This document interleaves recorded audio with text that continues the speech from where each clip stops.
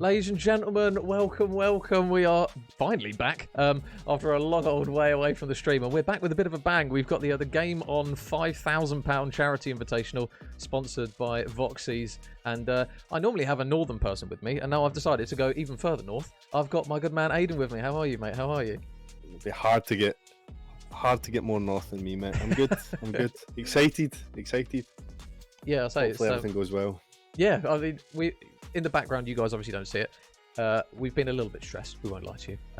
But it looks as though we're slowly getting everything on the cards and ready to go pretty much for our first game. But obviously the format of this charity tournament, Aidan, I don't suppose you want to run the people through kind of the basics of it, because it's not the most generic kind of like double a limb, is it, for this one? It's a slightly different one. No, not at all. So how it's going to work is today, Saturday, we're going to have the group stages. We will have the groups on screen for you, I'm sure, soon, and a couple of the games getting ready to go as well. But the groups will decide the seeding for the elimination bracket tomorrow. Everything tomorrow and today will be best of one. However, the grand final will be a best of three. Yeah, so as you guys can see on your screen here, so Group A, we've got the Goose House, the Mighty Geese. If any of you do watch the stream, we've got a slightly different Goose House arrangement to what we're used to. It's not the boys of Marky B and that, but they're obviously still going to be a very, very strong roster nonetheless. We've got Royal Navy Orcas, British Army Crows, and RAF Reapers, who will top out those 4 teams on A. And then on Group B, we've got, it's not Collate, is it? It's something else. It's See You Late. Is it that? That's the one. That's the one. I say apologies to the boys. See you late. RAF Reapers B, the Crows B, and Blesma Legends, who are obviously one of the charities, one of the 2 charities, Aidan, that we're obviously looking to try and support and raise some money for in this one. Yeah, the other charity being Safa. So we've got Blesma and Safa in this tournament, and all we can say is we show them as much support as possible because this is the reason we're all here. Yeah. So for anyone who is interested, so I did a tournament for Blesma. I think it was maybe a couple of years ago. So obviously they support veterans who have lost limbs, and I think it's eyesight as well, isn't it? That they also cover. So obviously an incredibly good. Go on, mate. It's the charity for limbless veterans. So a great charity, and Safa as well. Safa's a great charity. They just help anyone in need, mental health and stuff like that. It's really good. I know. Cause. Yeah, I noticed it's kind of so it deals with like addiction, homelessness, debt, PTSD. So we've kind of got a well-rounded cause for everyone involved in the military. And obviously, shout out to Voxy Tactics, who have obviously been sponsoring and will be sponsoring this event, because £2,500 just off the start is going to be headed over to the charities respectively as well. So a huge shout out to those guys. And obviously, because this is a charity stream and we do have a sponsor, guys, you will be seeing some sponsor videos running in the background. Before we do jump into map number 1 of our series for this evening, obviously best of ones for all of these, as Aidan has explained. But if you do get videos pop up on the screen, they are just to help support the charities, and you should be able to get all the relevant links. If you put !sponsor, you'll be able to see Voxy Tactics, who is an NFT. I think it's an RPG game, isn't it? So you can actually generate, from what I was seeing, you can generate a bit of crypto from actually playing the game. Yeah, it's a really fun game. It's a tactical game, and you can generate, like you said, voxel through it. It's great.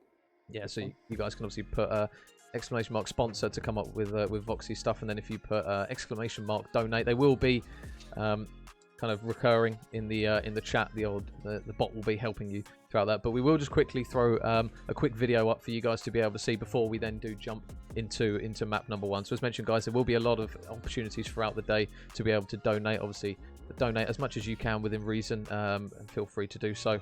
And yeah, it's all going to a brilliant cause, guys. So we'll chuck the video up and we'll be back in just a second.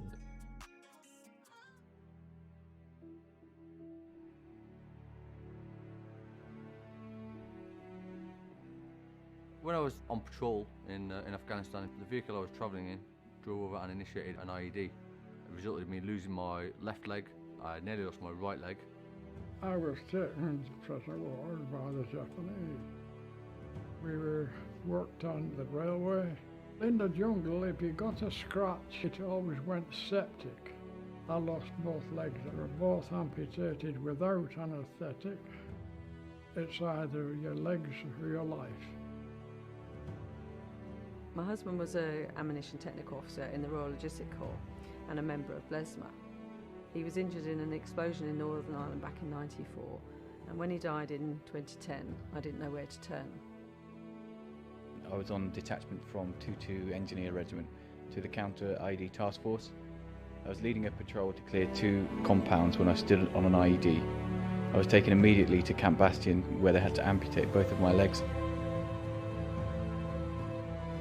When I got back to England, it was a case of keep going. Any man that's lost a limb, he'll fall. That's why I came to Blesma, because it got to that stage where I couldn't get up. With the addition that the handbike that Blesma kindly donated, it's been a massive influence in my rehabilitation and also being able to get interactive again with my son. When Blesma came to see me after Bob died, we were chatting about different things that I was interested in, and they were obviously interested in how they could help me. And one of the things that we were talking about was photography and how much I enjoyed. I was a happy snapper, and they said that they were going to start a basic photography course. During my rehabilitation at Headley Court, I got back into sport. I was approached by Prince Harry to be involved in the Invictus Games. It was a huge honour to take part. Being made the captain of the team was the icing on the cake. I think you'll find there's a lot of other people that lose a limb to full of life. That kept me going for a long time. Even though I'm still a serving airman, it's nice to know that Blesma has been there at every stage of my rehabilitation. I'm really thankful that Blesma had got in contact with me, and the things that I've been able to do with them, it's helped me to see beyond my own problems. Leading up to the Invictus Games, I had a lot of problems with my prosthetics, and Blesma sorted them all out for me so I could carry on my training, and I ended up coming home with gold. Blesma supported us. Now please, Support Blesma.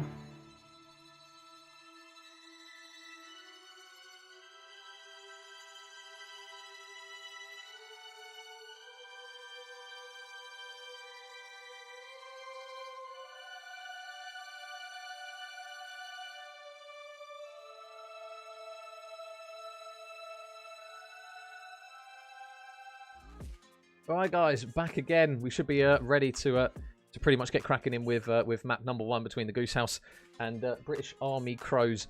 Before we actually started the stream, Aidan, we were kind of flagging up the Goose House. I mean, previously anyway, when we were doing kind of AVG stuff, they were one of the teams to watch. So they're definitely going to be probably a hot favourite in this one, I would assume, in your eyes, anyways. Yeah, it's hard to deny that they've got some really good players. And I think everyone's going to struggle with them just because they're individual talent.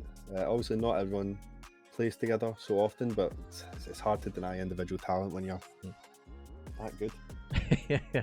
And shout out to everyone in the chat. We've got Mr. Uni D, we've got Alan, Tina. How are you doing, guys? Welcome. So yeah, guys, it is going to be, obviously we're going to be focusing on the Valorant, but it is a very laid back stream as well. So feel free to get interactive in the chat. Ask any questions that you want within reason. To try not to do the would you rathers to the nth degree. But yeah, we are loading into map number 1, and I'll quickly get that little, because I do actually have an audio and video for Icebox on this one. But yeah, best of ones in this one, and is it I believe it's the top 2 teams, isn't it, Aidan, that go through? No, everyone goes through. Oh, everyone goes through to groups. So brackets, sorry. everyone goes through. This is just seeding. So first in Group A will play against last in Group B. Got you. Just because they're such little teams. First Group A will play last in Group B, and so on and so forth until it evens out pretty much until last in Group A plays first in Group B. Oh, okay. That'll be left and right of the bracket. Yeah. So as nice mentioned, spread apart. Yeah. So as mentioned, guys, we are now loading into map number 1. It's going to be the boys of the Goose House that are going to be on the defensive side. I think we are pretty much good to go and get this one underway. And a big shout out to the beautiful senorita behind the screen. Jasmine has come through, and she'll be doing all our observing. And you know, we gotta back everyone who's involved in this, as Aidan knows the stresses involved, and having a very experienced observer behind us will help this one out. But yeah, eco rounds and pistol rounds right off the rip, Aidan, for this one, and kind of a good strong start that you're going to want to get your eco going, really. Yeah, it looks like they're going to go heavy A with quite a lot of aggro, so we're going to get early fights going on. Well, Danny's just going to rip Baxter straight off of his heady there. Danny with a nice 2-piece there. It looks as though those players still going to look to try and punch their way straight through the front of site, which is not going to be ideal for them. Tango and the guys just waiting for the time being. But yeah, when you drop both players right off the rip, Aiden, it's kind of I suppose a bit of a double bluff. Do you stick or do you twist? And it looks as though those kill feed that kill feed's very, very green. Totally. 2 big fraggers as well going off the board straight away. And there it is. So nice work there. That's Coming. just clean. Yeah, that's exactly what you want right off the rip. And Danny going to invite himself to the party. Not quite an ace to start it off, but it looks as though he's done a pretty good start. But obviously, Aiden, you IGL for the RAF guys. When it comes to kind of opening pistol rounds, if you get absolutely slapped about in that first one, what's usually in your first thoughts when it comes to kind of losing opening rounds? Is it a case of right, we switch up straight away, or do you try and call the double bluff for the most part? Well, opening rounds, it's a weird one because it's a mentality shift at that point. You just got to make sure that everyone knows what their job is and they can continue to do it. Trade out. Yeah, which is what we're seeing here. Well, at the moment, it is very, very difficult looking here for the British Army Crows. They are dropping lives left, right, and centre. You can see the bomb looks as though in the hands of Mac and the guys coming over towards this B site, but they're now going to look to try and flood it. But the advancing Spectre players on the defensive side are looking to try and push their way up, and now all of a sudden Tango is left in a very difficult position. Yeah, I'm not keen on how spread apart they were in an eco round. There's the trade potential is just not there when you're sending 2 people B, 2 people A, and 1 middle one when you're only on pistols. Because obviously normally you get kind of like a bit of you kind of get these default setups where teams and players look for picks on kind of offensive rounds. Is that something you're not necessarily a fan of, or is that something you try to like implement maybe every so often rather than all the time? Well, it depends. If it's organised play and there's demos that you can look at, then you understand that if a player plays in some position, then you want to try and find that player, and then you can maybe guess on what their setup is. But in games like this, when you don't have a clue about what you're going to go up against, it's best to just kind of look for an opening pick, fight, and trade out. Yeah. So, A looks as though the destination of British Army Crows again. Baxter is going to try and help his way up, and meanwhile there is going to be a couple of gunfights that are actually going down over towards the B site. You can see there a couple of bullets being exchanged. No current kill at the moment, but they are looking to try and pull their way in, but that's better. Amari able to get one as well, and now again another position where British Army Crows down another life, and unfortunately it's slowly starting to slip away from them, potentially a little bit here. Yeah, they're hitting back site and they've got some people still in spawn. They need to be more organised, because I believe that they can trade out. The Goose House found themselves in a bit of a squeaky position there, but like I said, they grouped up and they traded. Amari going to get the eye out. They got a lot of information here at the moment, and Baxter and the squad again going to look to try and punch their way in. They really need this next kill, but Pegasus is going to get one. Tango does reply with one at least for the time being, so it is now 2 versus 4, but Tango picks up another one, so now all of a sudden numbers probably a little bit better for wear, but Pegasus, nice shots with one, nice shots into the second, and again it's another strong defensive hold. It's just pretty. It's just well traded out, well fought for. And obviously, eco-wise, they're slowly starting to fall behind again, so you've got to kind of play catch-up again for another round that potentially you might have to try and automatically kind of chalk off almost. Totally, yeah. It's difficult now because you're buying into this so heavily with Deagle armor. Now you have to have something in mind of what you want to do. Yeah. If they're all just going to run middle and fight Boiler, then fair enough. But they have to all do it together. Yeah, and it looks as though that's exactly what they're going to go for. There they go. Baxter leads the charge again. You can see the Killjoy utility going to be invested for a bit of information. And Lamb is actually able to get the first pick. So from the eco round, it's looking at least a little bit better for Ware. A little bit shots windy there for LSD. So Lamb, really good work. Double kill coming through for him. And this is looking like a strong start to an eco round here. This is what you want to see. Like I said, as long as they do it together and they have a plan. So they've took mid, they've took kitchen. Now they're going to start fighting. Spike down B. Leading Snowman off as well. Very good. Yeah, got to be careful though. The man at the moment who is leading the charge for the boys of the Goose House. Scythe though, just mopping 2 up instantly with the Phantom. Baxter will manage to retrieve that Vandal though to make it a little bit easier when he does get a second. So it is now a 1 versus 1. Baxter versus Pegasus. And he does now have the spike, and now it's just the question of, again, a bit of a bluffing game. Does he try and stick this bomb? It's not going to be easy. Pegasus is just holding that angle. The shots come through, and Baxter, nice shots to clutch up there. Big round on the board. It's huge. bit of individual brilliance there, and then you can win a couple of rounds, get some back. It's all about that little bit of like small plays as a team, and then just closing it out. That's what you're looking for. I suppose as well for kind of motivation and mentality, you don't want to start falling 4, 5, 6 rounds behind. You got to try and notch yourself on the board at some point, and it's they couldn't have really asked for a better round there. Eco on the board, they get one kind of going. They will have to be careful though, because we are actually going to get an operator on the side of the Goose House. Pegasus is going to be locking down that A site, and it looks as though he's going to be the man who might be running into quite a few people, and this is quite an aggressive play. Yeah, they've got not much to push them off the angle as well. If they just dry into this, yeah. Oh man, Danny's up there too. Oh, Danny, look again. He is just locking down this site single-handedly at times. Baxter falls, and the round that was looking like potentially a bit of a springboard for the boys of the British Army is now looking to try and fall away. Nice shot slow from Tango, good little peek, but again, this operator presence over towards the site, the aggression of Pegasus's jet. As now Danny's just waiting for Tango, and it might be a little bit of an inevitable peek here. Amari is going to try and swing it slowly, and he does get the pick, and another round on the board for the Geese. Yeah, nice and clean. That early pick off as well, that double kill, it's just, they need to push them off the angle and take map control. Goose House, they just take map control so well. They fight together, and they're there for trades as well.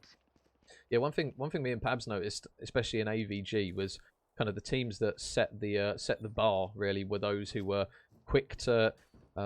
on offensive sides anyway, very quick, very coordinated in their pushes. They didn't really hesitate too much. But then also on the defensive side, as soon as that initial information comes through, the rotation, not necessarily overcommitting, but the reaction is just always there very quickly. Uh-oh. Yeah. Well, Lamb looking to try and get another opening pick here with the ultimate. The knives are out, but Amari, unfortunately, shuts him down. And the bomb is, unfortunately... for the boys of the Goose House, isn't going to drop with him. It is still heading over towards A, but again, that man who has been the thorn in their side at the moment, in Danny, is going to be waiting for them to push through. And again, they just need to try and coordinate this and try and get their utility synchronized together before they push this one. Bring them down. Yeah, they've threw knives out middle, hoping to get an early pick, and they didn't find it, and now they're kind of stuck, just basic executing out A, which obviously hasn't worked very well for them yet.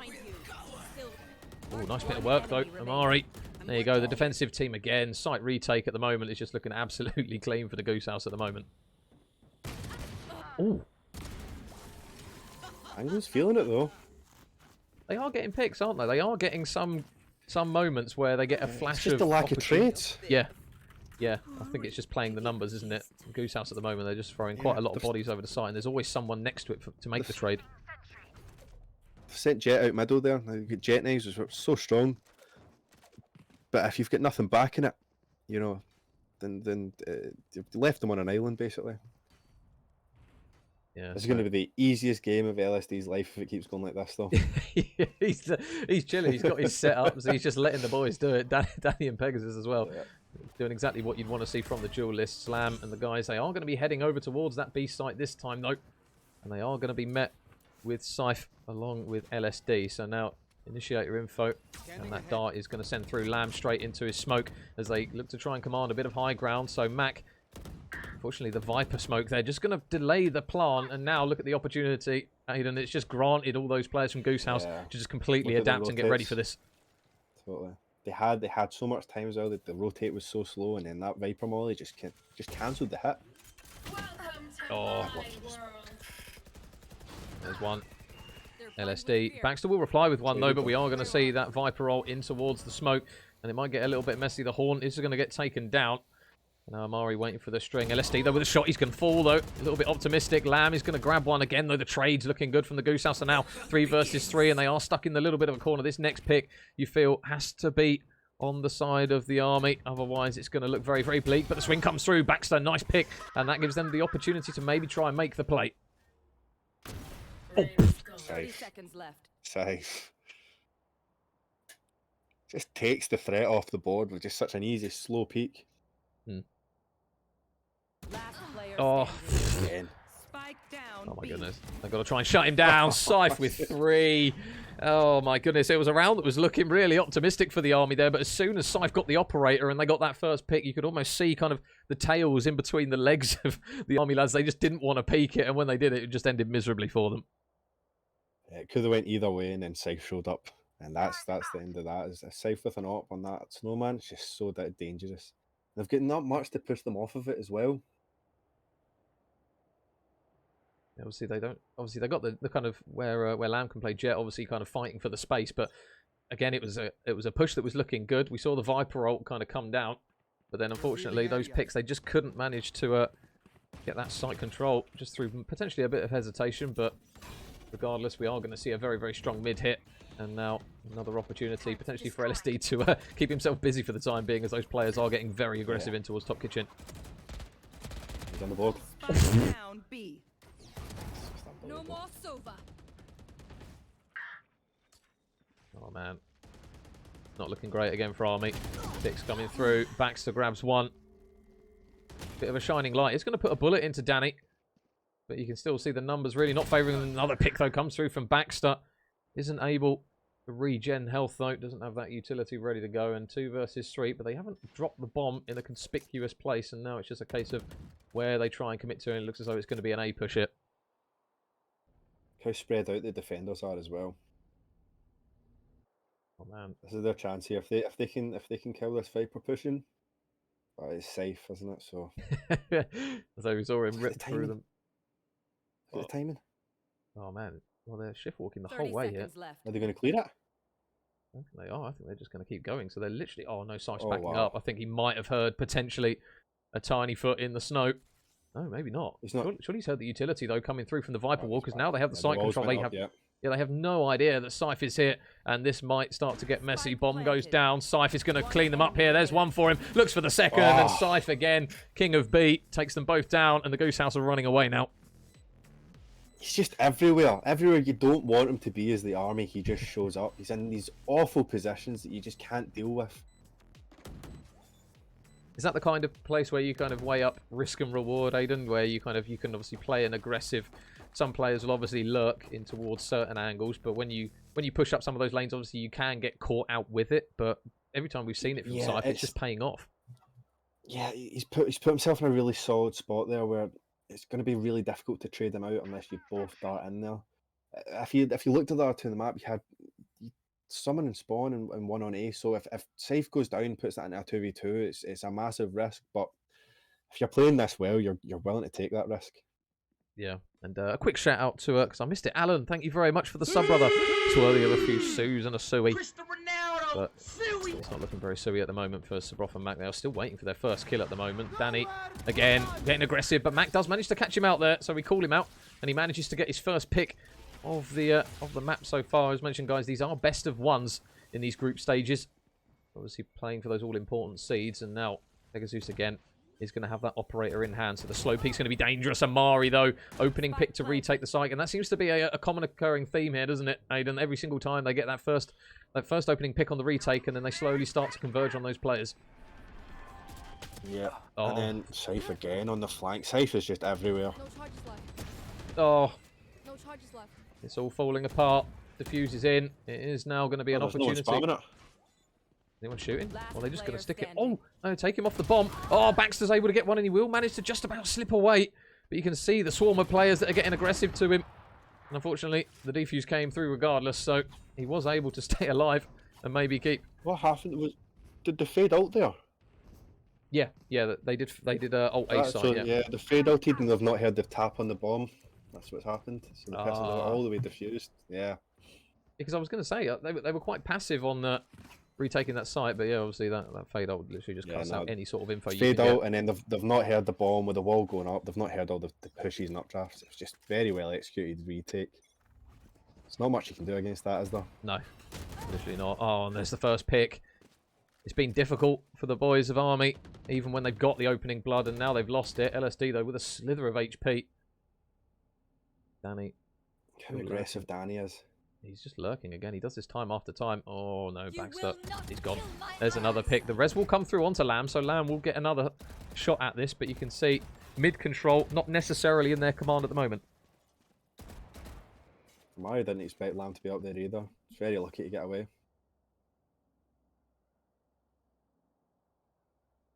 So up towards middle tube they go. They have got themselves into kitchen. You can see there the info is going to come through as soon as they walk in. Because the Killjoy utility is there. So LSD utilising that bot. Info's in, and now they just got to kind of be careful a little bit here that they don't get trapped. Tango's so paranoid. How many times have we seen the Goose House pull a flank off? They're just so spread out as well. They're in a great 4v5 position here where they can make some damage. Dan is so low. He's come in back in. Look at the back of B. Yeah, they're just ready for it. They are ready for it again, and it's going to be the man again on this bit. Oh no, never mind. Tango wins it. Pegasus is able to get one. So a little bit windy there from Scythe, but they've still got a lot of control on this side with the op, and there it is. There's another one from Pegasus. And you can see now, last man standing, Sabroth falls. And again, patient play from the Goose House. They're happy to let them push up mid, and they just push over towards that yellow container, Aiden. It's just so difficult to get the bomb down when you opt to give the defensive side so much control. That's why they're so dangerous, though. You see Safe goes down, and then Pegasus is just there to pick up the pieces. There's so many just dangerous players on this team. It's great to watch. I mean, you can just see the damage at the moment. Danny and Scythe combining for 27 and 6 at the moment. A quick shout out as well to Mr. Samuel Radine, one of your boys, Aiden. Thank you very much for the resub, mate. Yeah, so guys, this is obviously all for charity in this event. It's a very, very good occasion. So make sure if you do want to donate, you can. And I'll tell you what, Pegasus is donating bullets into players. And there's another one, him and Danny. They just don't let anything pass at the A site. Another peek you feel is going to be inevitable. There it is. Pegasus with a second. Oh, you just feel Mac. Please don't peek this. Whoa, it doesn't matter. He's just getting absolutely battered. And that is how you cement around. They just don't expect the aggression every time. And every time Pegasus and Danny just aggress. And Army are just... They're just not adapting at all. No, man.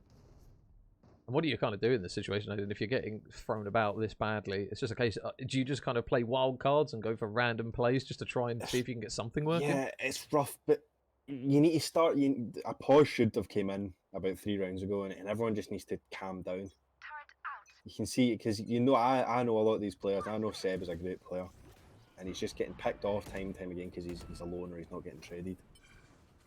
Yeah, Sova utility going to go through. That drone is out, and they will get some info, but you know that LSD is over here, and his utility is probably going to be enough to stall the site. They've got to be careful, though, of Danny going all the way around the back yet again. Oh, Tango. Is he going to manage to help his teammates command this one? The ult is down. It makes it very, very difficult for the retake now without any form of spraying. Amari grabs one. The sprays through the smoke, though, go back and forth, and now 2 versus 4. Tango's still alive, and Baxter gets another one, so a battle of the ults goes in favour of Baxter. And now that defender Killjoy going to look to try and clear the players off the site. Danny with one. Ooh, a few body shots as well, just to try and let him know. And we're seeing a little bit of spice as Goose House just cement again. Another round. It's going to be 11-1 now, and it's looking very doom and gloom. I love it. It's just chaos. Every single gunfight, every single retake and execute. It's just chaos and chaos and chaos. You can see the Jets went top yellow there to attack the site, and just easy as you like. Just Amari just cleans them out. Nothing they can do. Well, it's now going to be a very big uphill battle for the British Army Crows. They've got 2 teams representing in this Game on 5K Charity Invitational. But at the moment, this is looking like a very, very bleak start.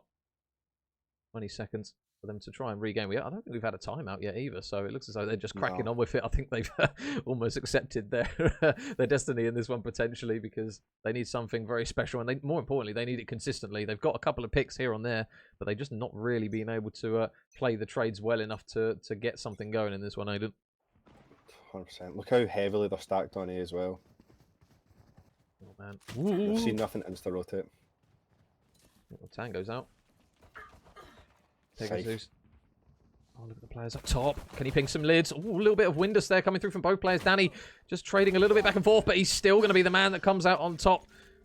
The healing comes through as well. And now they've got a lot of bodies over towards the back of this B site, but now they've got to try and push in. Scythe with one, looking to try and grab a couple more as he pushes through on towards the site. There's a second for him, and all of a sudden it's another position where Danny mops up the last, and 12-1 is looking very, very much like this game is done.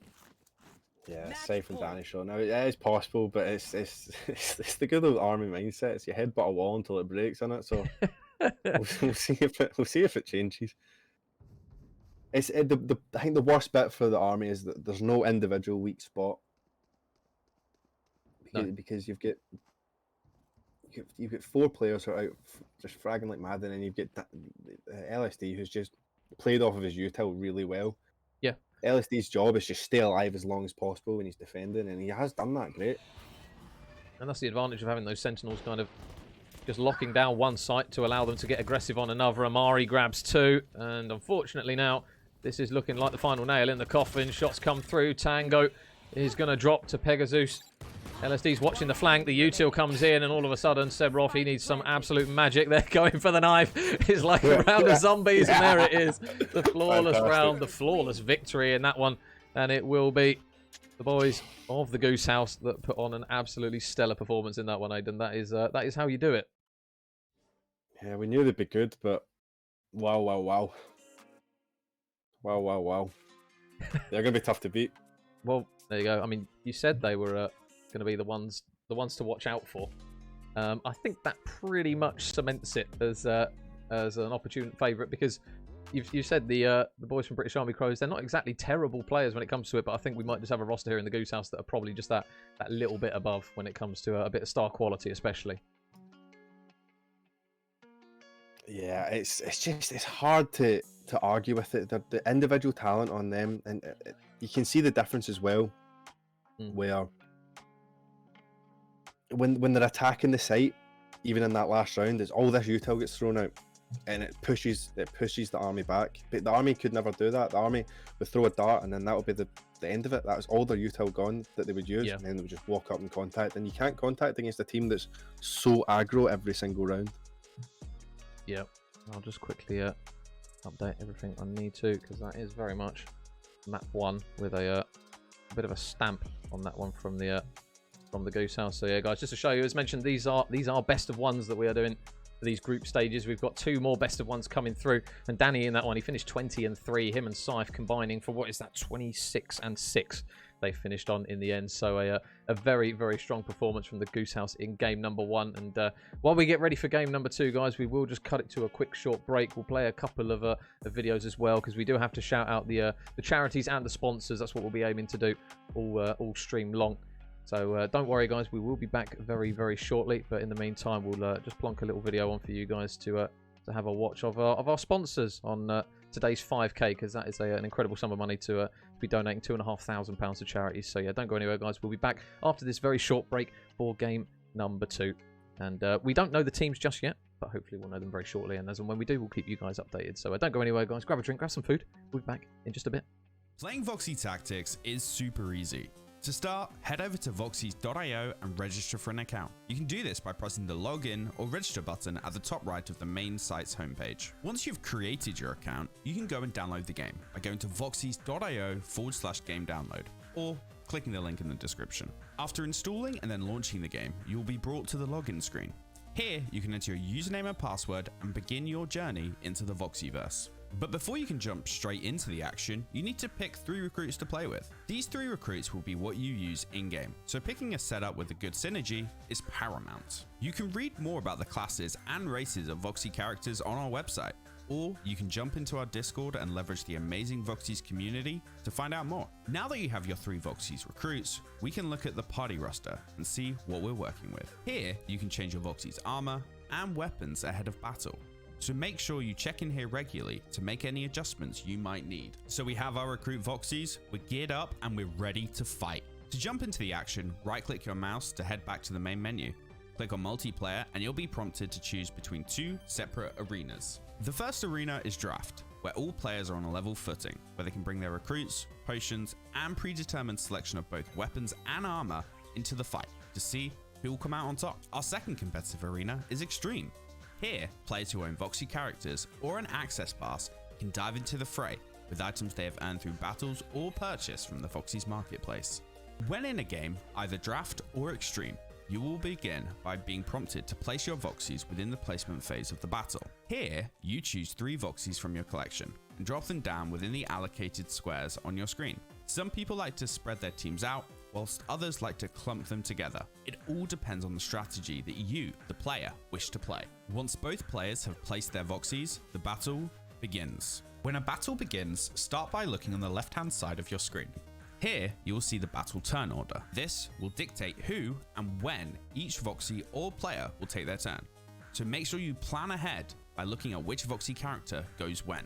On your turn, you will have the choice between 3 options: moving your voxie, performing a combat action, and exclusively in the extreme arena, equipping new items to your voxie. However, you will only be able to use a single movement maneuver and either an equip or combat action. Move, being rather self-explanatory, allows you to move your voxie across the battlefield to put yourself in favorable positions. A combat action allows you to choose between attacking, using an ability, or using a potion, all of which have their own situational benefits. If you're playing within the extreme arena, you'll get access to the third option, equip. Here, you can change your voxie's armor and weapons on the fly within your battles. This allows you to adapt your enemy's strengths and weaknesses, but will prevent you from using a combat action for that turn. So make sure you think hard and strategize before making any decisions. An example of a turn within voxie tactics would be, I move this black mage towards my opponent's voxie, and now I will perform a combat action. In this instance, we'll be using an ability, so let's hit the enemy with a glacier. This ability will not only deal good damage to my opponent, but also has the chance at freezing them and skipping their next turn. Now that I've used both my movement and combat action, my turn will automatically end. However, if for tactical reasons I only wanted to perform an ability, I can select end turn and stop my round here. The end turn option can be selected at any point to end your turn, whether you've taken no action, a movement action, or a combat action. Now continue this until you've defeated your opponent, after which you'll be presented with the match over screen. Here you can see what you have won. And there you have it, how to play Voxie Tactics. Thank you all so much for watching. If you have any questions, then jump into our Discord link below and ask away. We look forward to bringing you into the Voxieverse. Good luck, and may the battles forever be in your favor.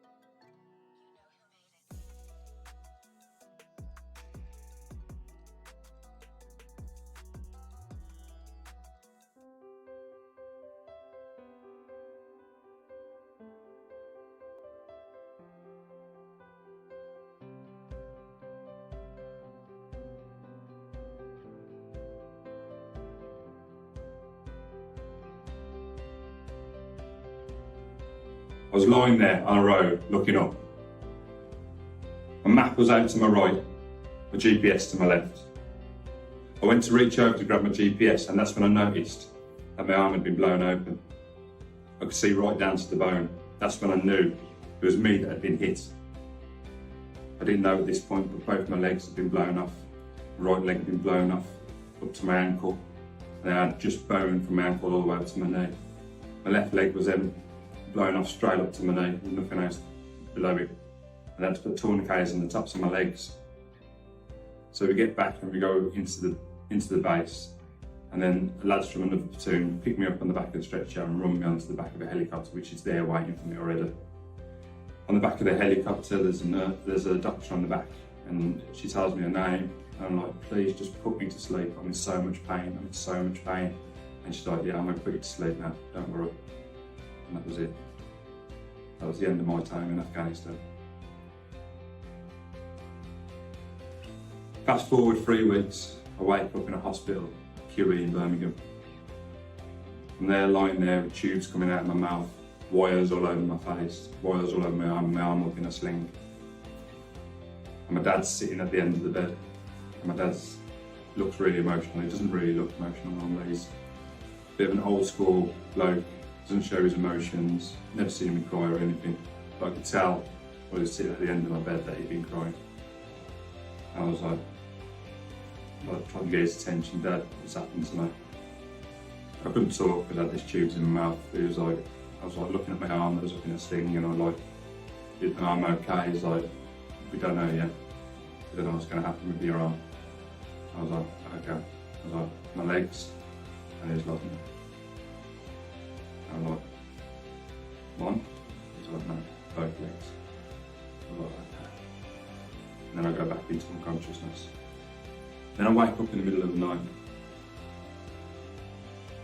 and tubes that were in my mouth just feel like they were suffocating me. So I start trying to bite them, I need to speak, I need to talk, and I don't feel like I can breathe properly. So I start biting through these tubes, and then all these alarms start going off because I bit through the valve and the air's not going into me. And all my vital signs are starting to go down.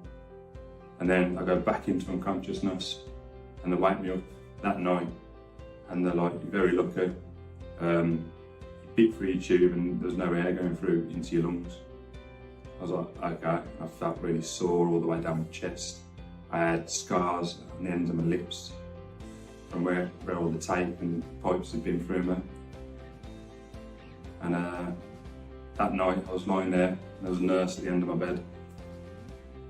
And I didn't really remember what had happened with my dad at that point, and I was like, okay, so she was talking to me normally, like, how do you feel and things like that. I was like, yeah, can't wait to get out of here, I just want to go and play football with my son. And she's like, you do realise that you've lost both your legs? And my world just fell apart again. And that is the most vivid time that I remember being told that I've lost my legs. So, I'm absolutely distraught, crying. She's distraught after telling me, and she's crying. She'd been told that I'd already been told, but she could tell from my reaction that I just couldn't remember it. And that was one of the longest nights that I remember after being injured. She's there sitting with me, comforting me. And it's a really rough night. While I was at Headley Court, I got with my girlfriend at the time, and we'd moved in together. I was at Headley Court, we got a house up in Birmingham. And then as things started getting serious, we got engaged.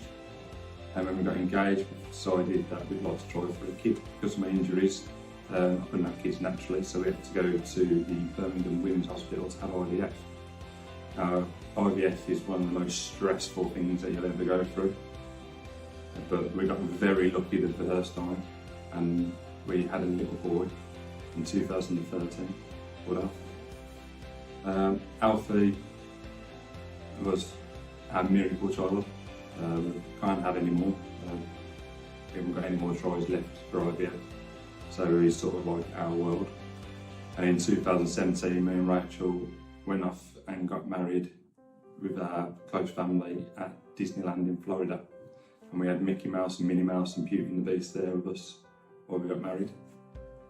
And that same year, I went to Toronto, Canada, and took part in the Invictus Games in the wheelchair basketball, where we got a bronze medal.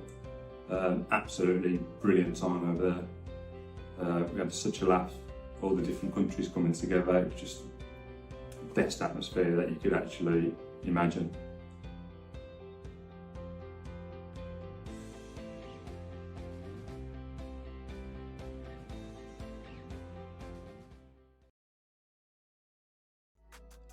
Ladies and gents, welcome back. Welcome back. We are here once again with the game on 5k Invitational. It feels weird saying 5k every single time. We used a couple of £100 here and there. But 5k charity Invitational sponsored by Voxy Tactics.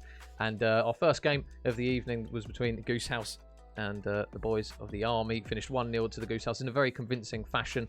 We will quickly shout out the charities once again before we do dive into our next game. So if you guys want to put !donate, the Nightbot also puts the links in, and feel free to go ahead and donate to SSAFA and to Blesma as well. We've got 30 quid in the pot. You guys can see the live updates at the bottom of the screen, that little green bar there. We want to try and fill it up as much as possible. If you guys are going out on the leather tonight and you're going to have a few beers, odds are you're probably going to have one too many. So take £5 off, chuck it in there for the charities, and then you won't feel so rough in the morning.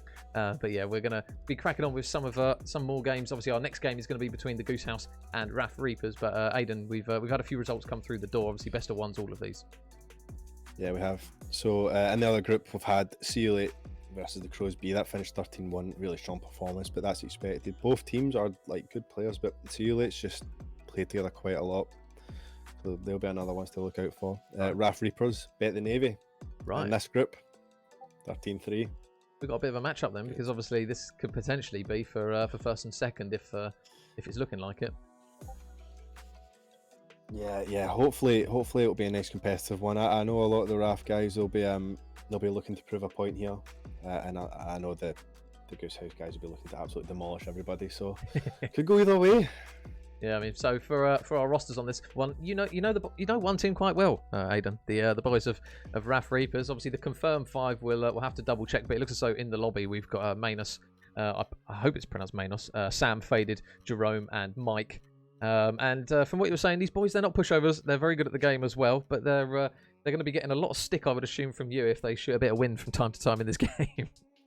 They will never hear the end of this if they get 13-0'd. That's all I'll say. If it's 13-0, I will hold it above their head for the rest of the time we play together.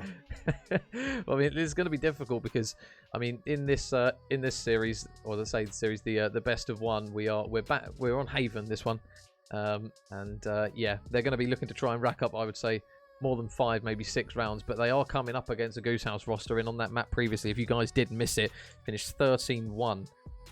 Against the Army boys, so it's very, very much an opportunity for the Goose House to again stamp their authority on this one. Aidan, they've shown it in map 1, but they are different gravy, these boys, to be fair to them, and it wouldn't surprise me if we see anything other than a very, very strong Goose House performance again. Yeah, it's every single one of the players are so individually talented, and we know that the RAF Reapers are a really good team as well. We've watched them before, and I've played with them before, and I know they can all play, but it's tough against such a well-rounded team. But that's the thing.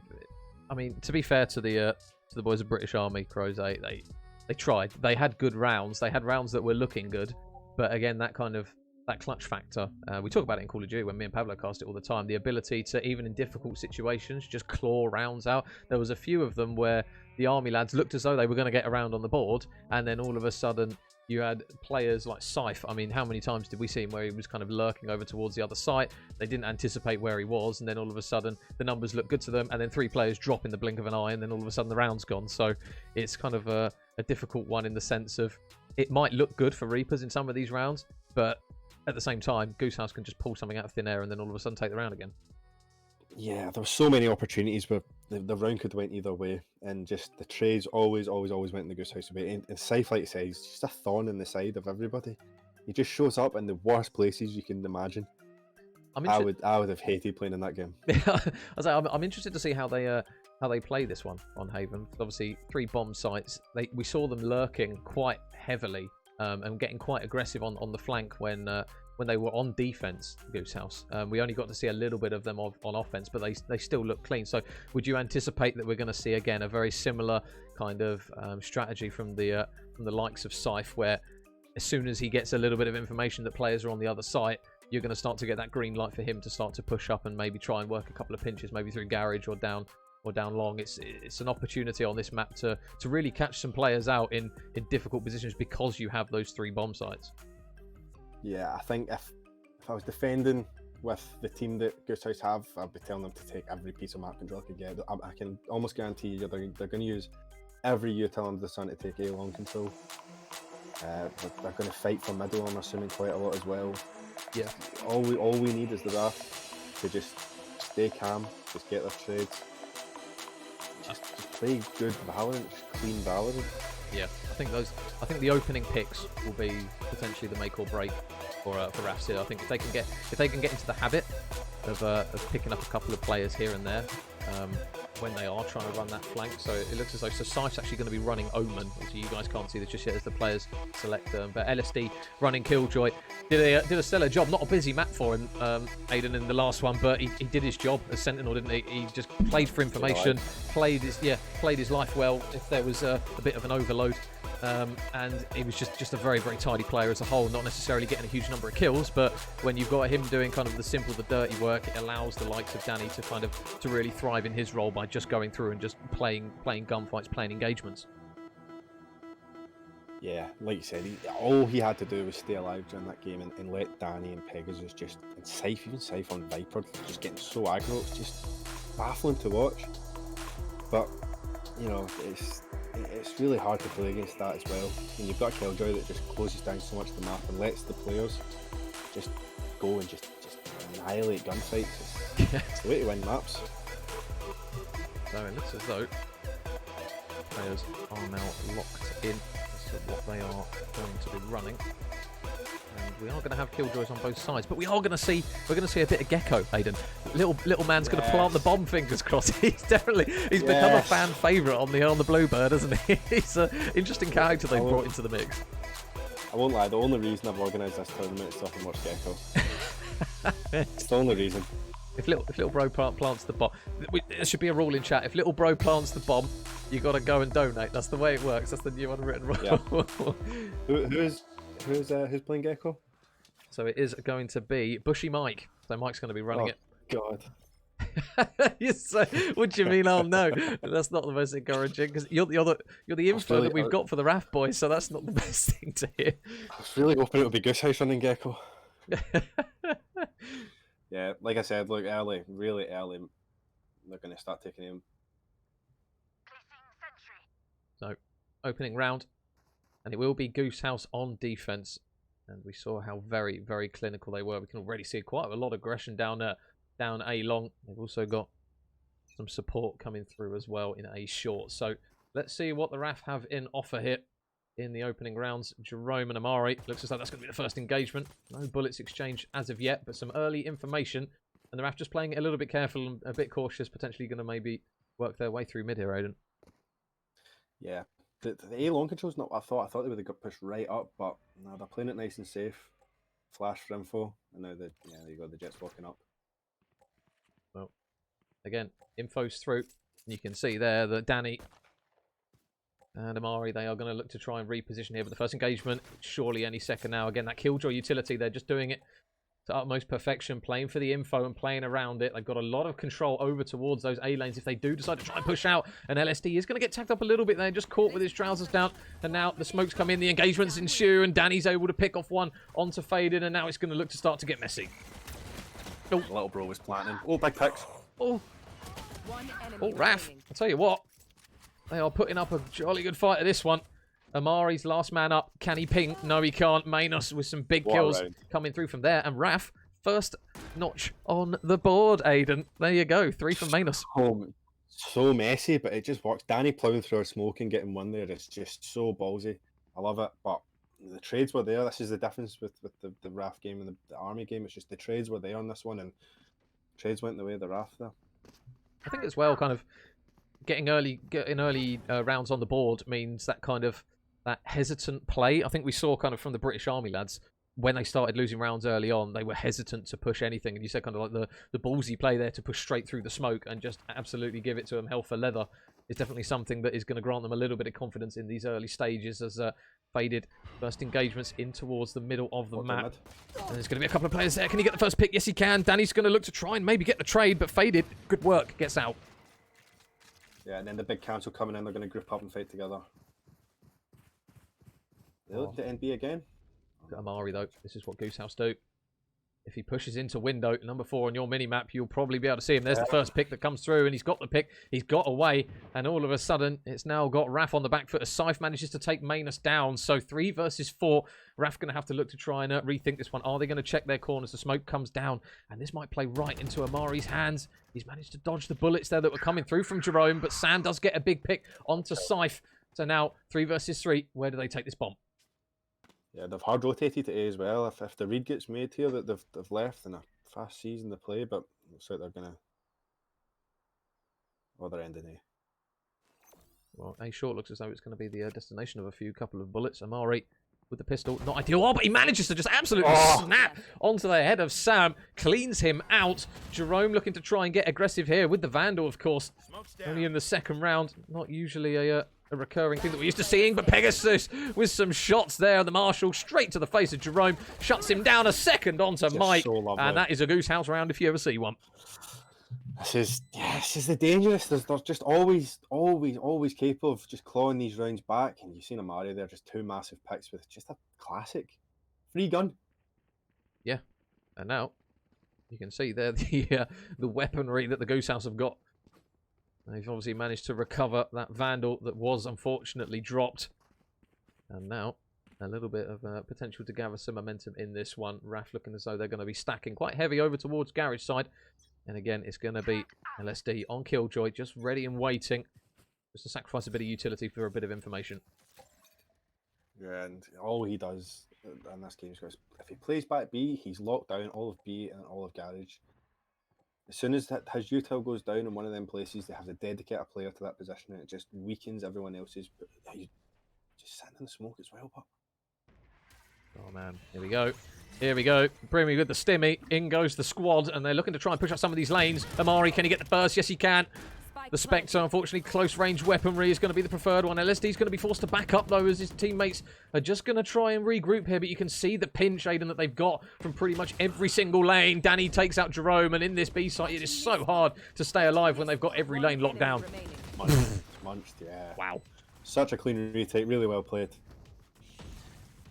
This is why I hate going beyond this map if it's a 5v5. It's just so hard to hold it. There's so many points of entrance for them. There's 3 ways they can come, 4 ways they can come. Yeah. They've done it. They've came from every direction possible.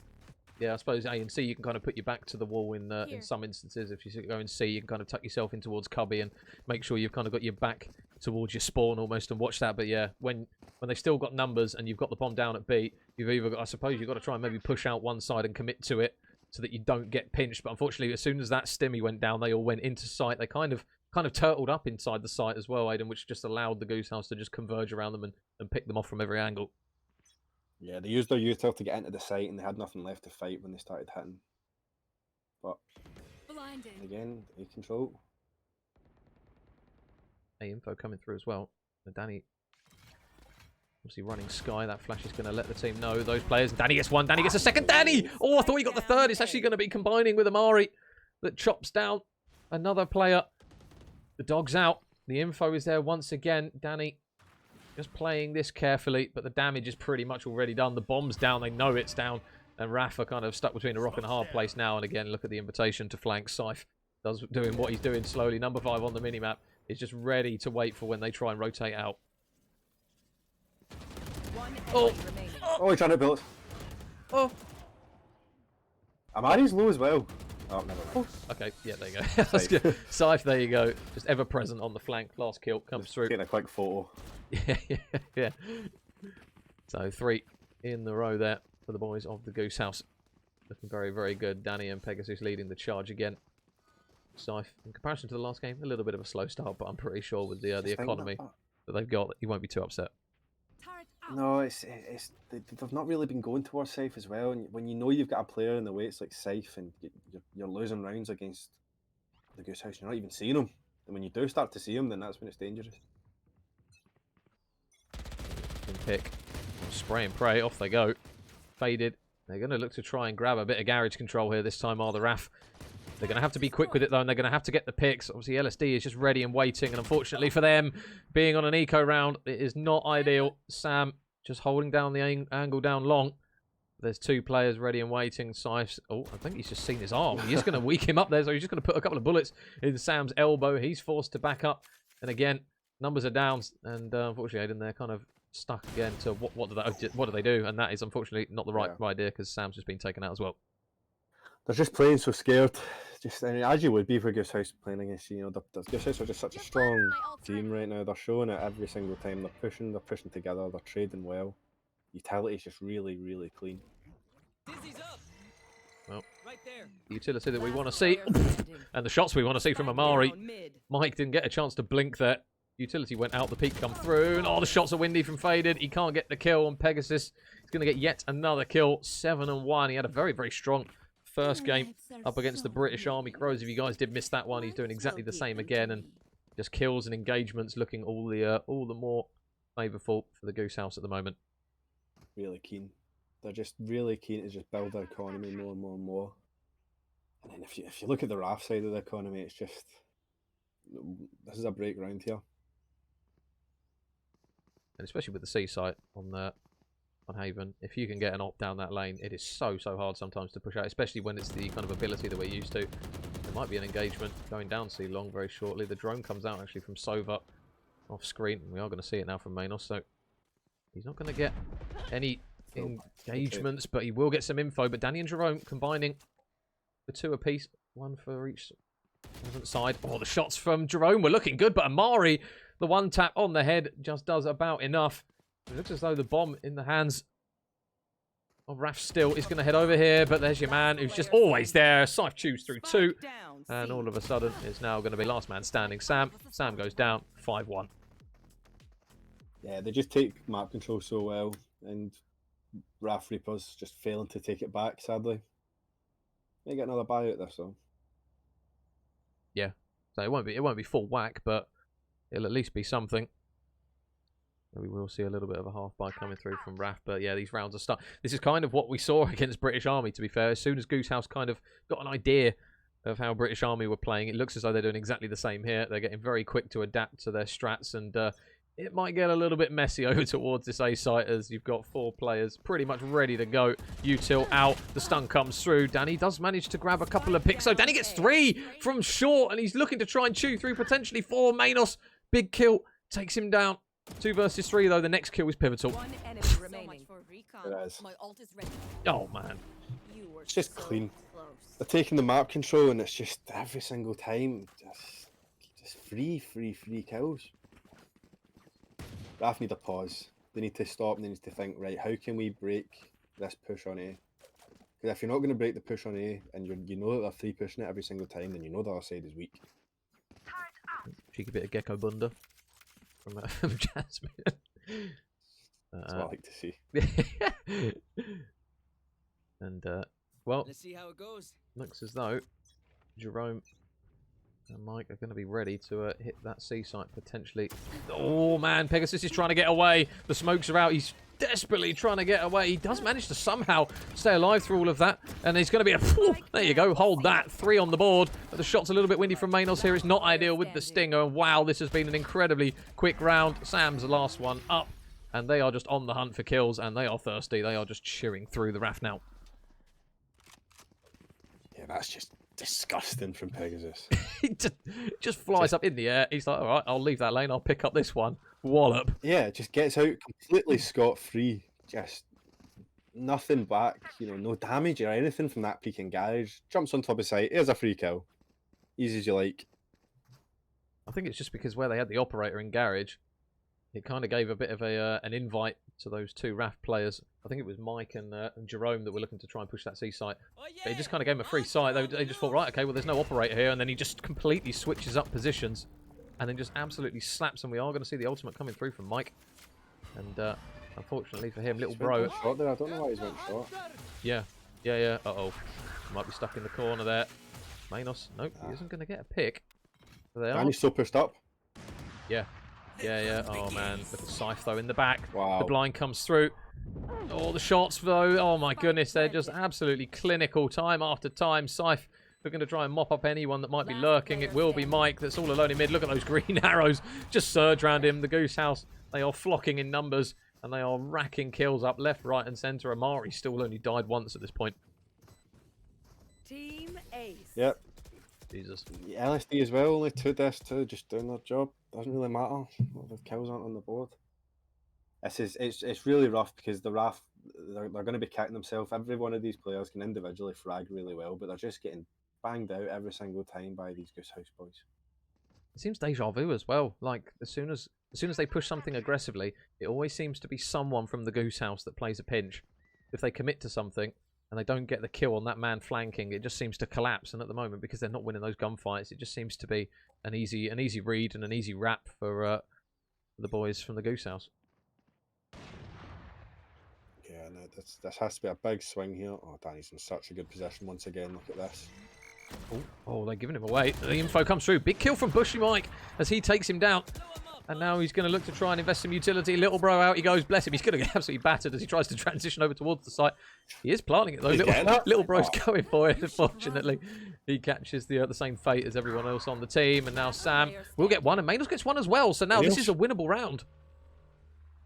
Flashes on flank as well. Oh, Amari does have ult. Bomb is now going down. Spike planted. Can they play this well? This is a potentially big round here for the RAF. Oh, Amari gets one though, and now makes it a 1 versus 1. Amari versus Manos. The info's there. He is going to invest the ult as well, and now it's going to be so difficult here. You can see the desperation to try and wrap away from the site. Oh, the peek's going to come through, and Sam can't win it. Amari clutches up, and it will be the Goose House getting the defuse. And again, another round that gets away potentially. It's the same as we talked about before, though. It's just the same as the army game. They've put themselves in such a horrible position to try and trade each other. One's went backside, one's tried to cross long. 2v1 against a team that you know are aiming so well. Surely you double up there. And if you give Goose House an opportunity to kind of pick you off, you know they're going to take it. And again, yeah, big kills from Mike though. Yeah, it's like they got those opening engagements they needed to. They got the bomb down. You think they would probably be trying to play off of each other, but just that separation, that slight hesitation, gives Goose House the green light. And it is going to be Amari in that instance that still continues his stellar performance. A bit of a split opening here in this round. Let's see what the RAF have in stock. But again, another first blood, another second. Pegasus with this operator is absolutely disgusting, and numbers are dwindling very quickly now in this round. Time to hunt. Watch scout Just everything just going the way of Goose House. Every single kill. Oh, Jerome is very much... He's in no man's land. Yeah, he's unfortunately stuck in the middle of absolutely nowhere in mid-map, and that just allows again another round to come through. So similar situation, pretty much deja vu on a different map here. Yeah. Aiden in the Goose House dropping one round, and then since then they've not looked back. That's 10 on the bounce now, I'm pretty sure, isn't it? Because I think RAF won the opening round. Yeah, it shows how important that thrifty was as well, but for Goose House just denying the RAF the opportunity to get a bit of just any momentum really. Yeah. That pistol round came through, and it was a lot of big kills individually, and as soon as the momentum gets shut down, that was kind of it. Well, ult into garage. Yes, So they're going to try and claim the space. Oh, Fade is actually going to put himself into it a little bit, so he does take a little bit of damage. And now the smokes and the flashes going to look to try and combine. They've only got to get Scythe off of it. I say only.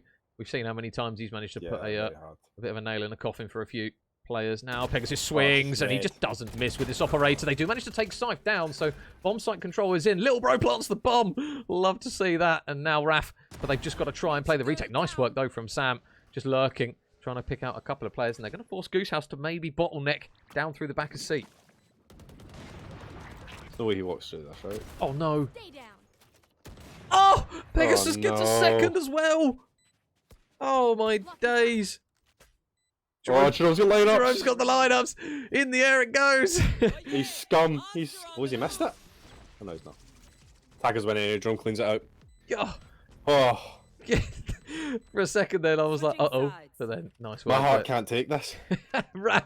So we got a second on the board. You love to see it. Well played there from the RAF. First and last. Yep.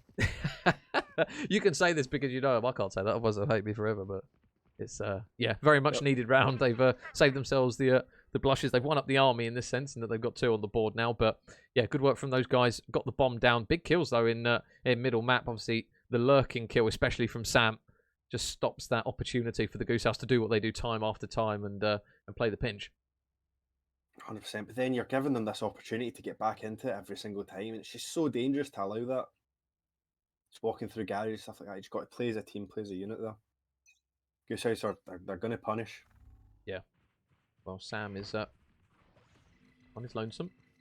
And there's going to be a lot of footsteps here. You would anticipate they check the corners with you. Till Faded's going to be forced to back up, but Pegasus is there. And his teammate and Sam drops as well. So Faded and Sam fought 3 versus 4 in a very, very quick fashion. Looking for the kill. Mike, though, with some nice shots to take Pegasus down. Little bro's out, baiting for the boys. And it is going to be every single bit of util that Mike's throwing out. But Amari just snaps onto him. Little flick of the wrist. Aim labs. And he's just absolutely domed him. Jerome drops, and that is a very, very clinical round from Goose House and some really key individual gunfight wins for them there. Again, just like the last map, though, that could have went either way. Just depending on how the trades went. It's just so fast into B, so fast into garage. The trades were there for the garage pick, and that's kind of it. That's the difference between the Goose House and RAF right now. Their killjoys are staying alive. Yeah. Obviously, it's difficult to play Killjoy on offense. Obviously, you've got to kind of play for those flanks, that info, and that's exactly what they're doing to perfection. Pegasus as well. First man through the door. Never hesitates. But now the eyes out, the smokes are in. Oh, you can see the transition over, but Amari catches out Sam as Pegasus does exactly what he needs to. Baits out the info and a little bit of shots. And it will be Scythe now on top of the bomb site. They're looking to try and plant this. LSD's holding the flank, though, and that's the big kill that he's just able to get so many times. And now 2 versus 4. And with that bomb down, it's not looking good. Oh, Fiddy's got around it. Yeah. Dog didn't spot. Oh, Dan's going to clean it. Nah, man. Well, all of a sudden, Remy, even those thick booty cheeks, ain't able to clutch up on that one. And Amari is able to grab that last final pick. So, match point now to the Goose House. Looking pretty much like business as usual again here, Aiden. But again, you can't just really knock this Goose House side, to be fair. Every single thing they seem to do just seems to work. Individual gunfights, teamwork on point. You can't fault them really at this stage. Yeah, no, it's... The RAF was the one team in this group that I thought, right, okay, they're in for a chance here. Mainly because I've not seen the Navy play, but this is just absolute bulldozing. Amari just got 18 kills on the board. That's just ridiculous.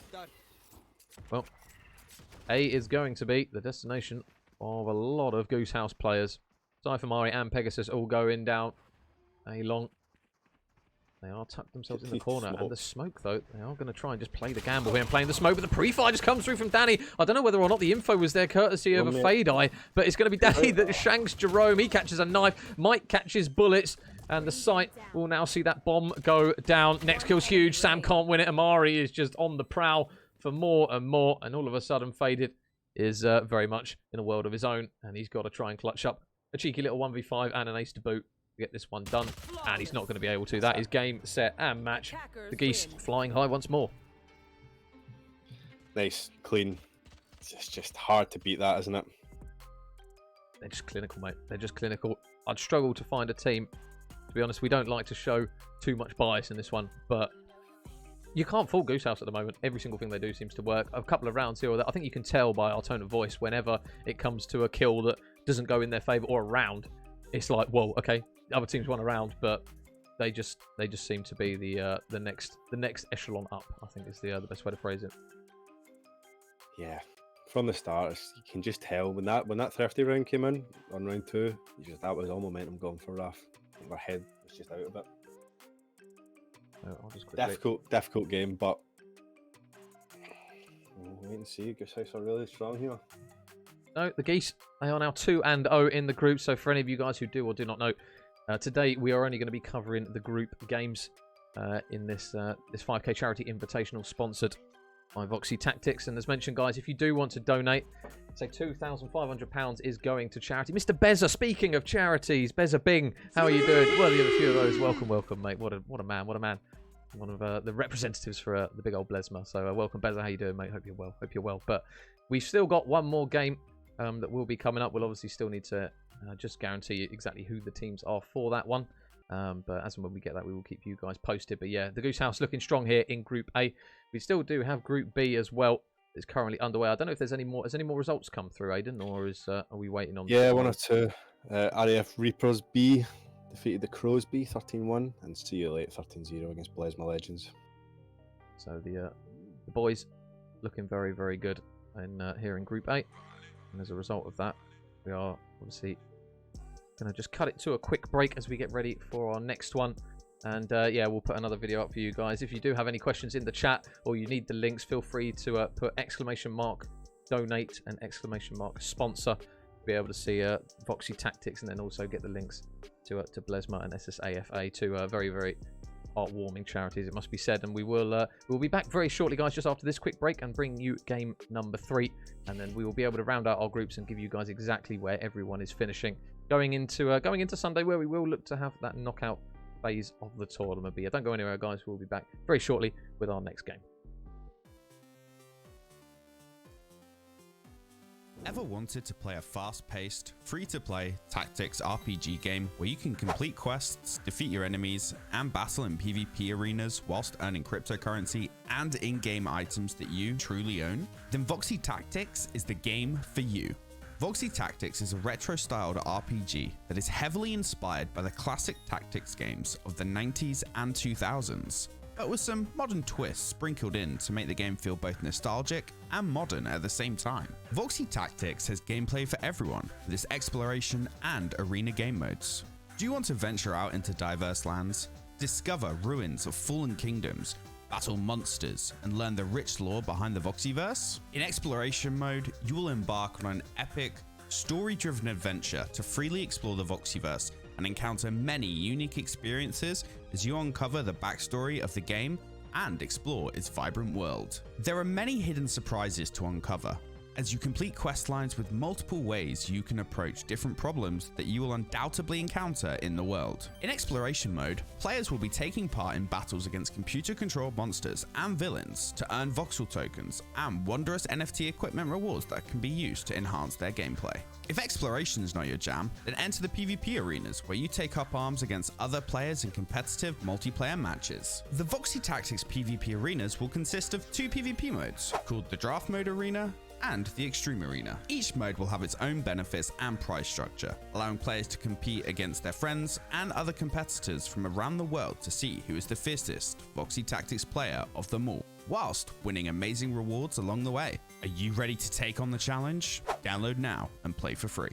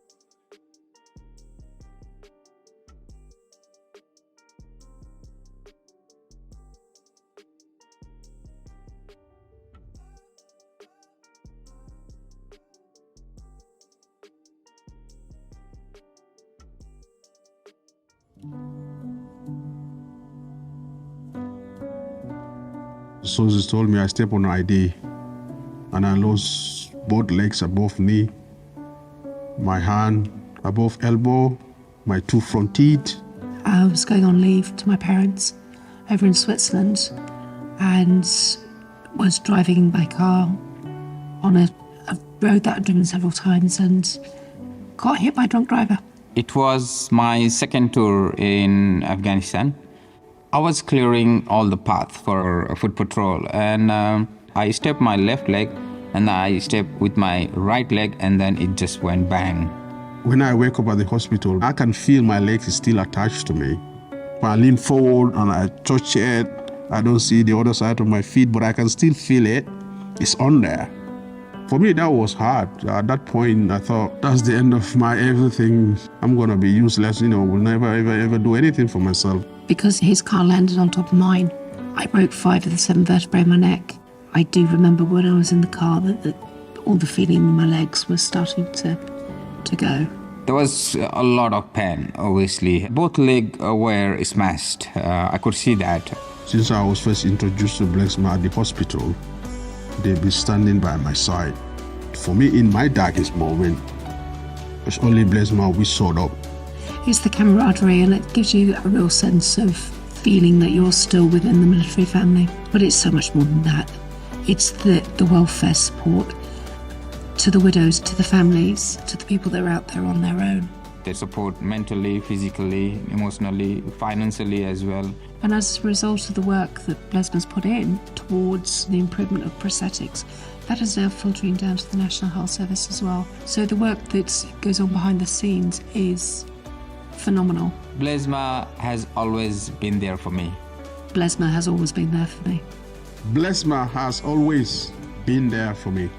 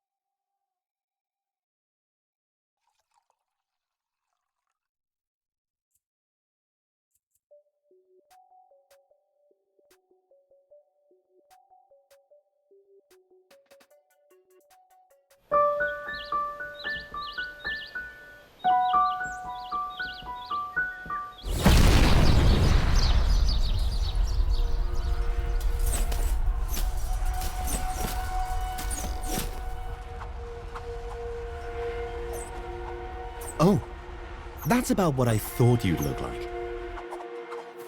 So you want to explore mystical worlds?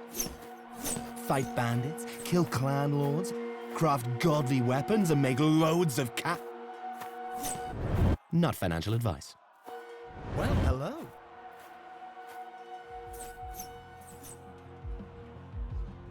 Let's go.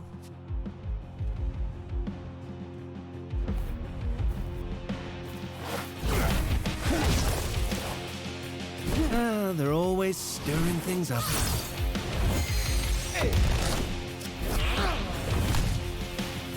And what's going on here?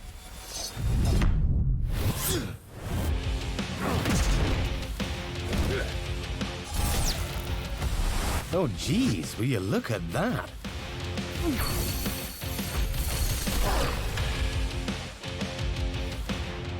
Now, what is this mess? You gonna deal with this? I thought not.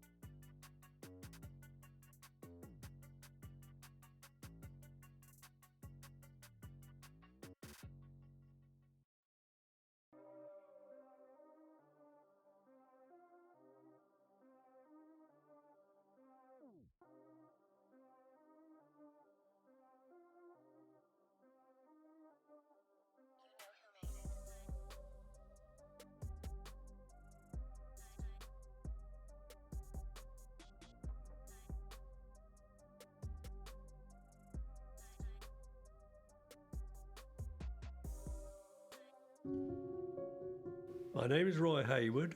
I'm aged 94 and I lost both my legs below the knee soon after landing on D-Day. It was on the 25th of June. A shell hit us and exploded inside the tank.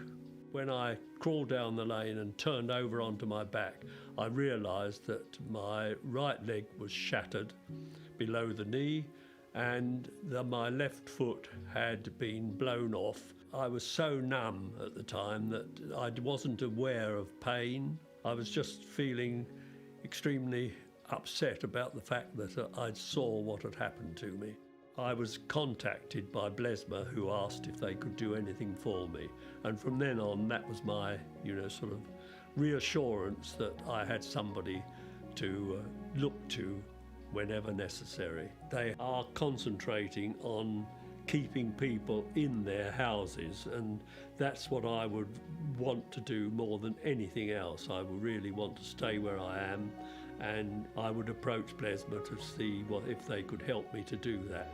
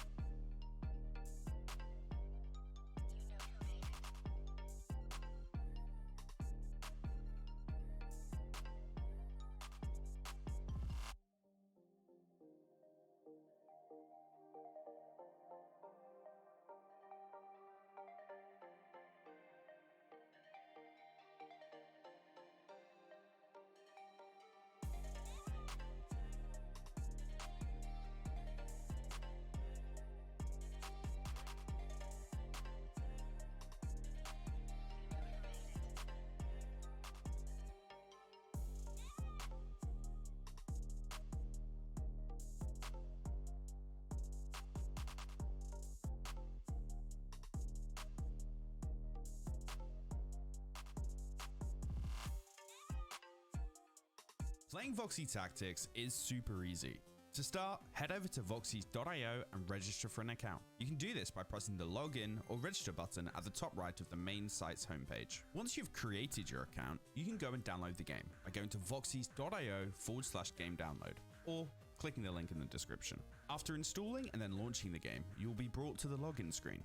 Here, you can enter your username and password and begin your journey into the Voxyverse. But before you can jump straight into the action, you need to pick 3 recruits to play with. These 3 recruits will be what you use in-game, so picking a setup with a good synergy is paramount. You can read more about the classes and races of Voxy characters on our website, or you can jump into our Discord and leverage the amazing Voxys community to find out more. Now that you have your 3 Voxys recruits, we can look at the party roster and see what we're working with. Here, you can change your Voxys armor and weapons ahead of battle. So make sure you check in here regularly to make any adjustments you might need. So we have our recruit Voxys, we're geared up and we're ready to fight. To jump into the action, right click your mouse to head back to the main menu. Click on multiplayer and you'll be prompted to choose between 2 separate arenas. The first arena is draft, where all players are on a level footing, where they can bring their recruits, potions, and predetermined selection of both weapons and armor into the fight to see who will come out on top. Our second competitive arena is extreme. Here, players who own Voxy characters or an access pass can dive into the fray with items they have earned through battles or purchased from the Voxys marketplace.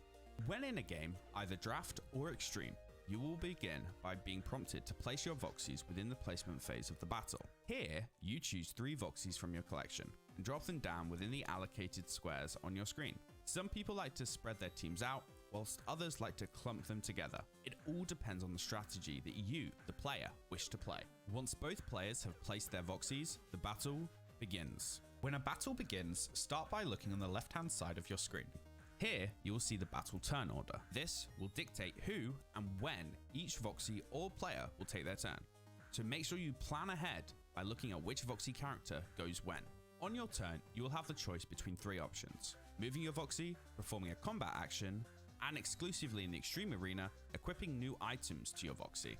However, you will only be able to use a single movement maneuver and either an equip or combat action. Move, being rather self-explanatory, allows you to move your Voxy across the battlefield to put yourself in favorable positions. A combat action allows you to choose between attacking, using an ability, or using a potion, all of which have their own situational benefits. If you're playing within the extreme arena, you'll get access to the third option, equip. Here, you can change your Voxy's armor and weapons on the fly within your battles. This allows you to adapt your enemy's strengths and weaknesses, but will prevent you from using a combat action for that turn. So make sure you think hard and strategize before making any decisions. An example of a turn within Voxy Tactics would be, I move this black mage towards my opponent's Voxy, and now I will perform a combat action. In this instance, we will use an ability, so let's hit the enemy with a glacier. This ability will not only deal good damage to my opponent, but also has the chance of freezing them and skipping their next turn. Now that I've used both my movement and combat action, my turn will automatically end. However, if for tactical reasons I only wanted to perform an ability, I can select end turn and stop my round here. The end turn option can be selected at any point to end your turn, whether you've taken no action, a movement action, or a combat action. Now continue this until you've defeated your opponent, after which you'll be presented with the match over screen. Here you can see what you have won. And there you have it, how to play Voxy Tactics. Thank you all so much for watching. If you have any questions, then jump into our Discord link below and ask away. We look forward to bringing you into the Voxyverse. Good luck, and may the battles forever be in your favor.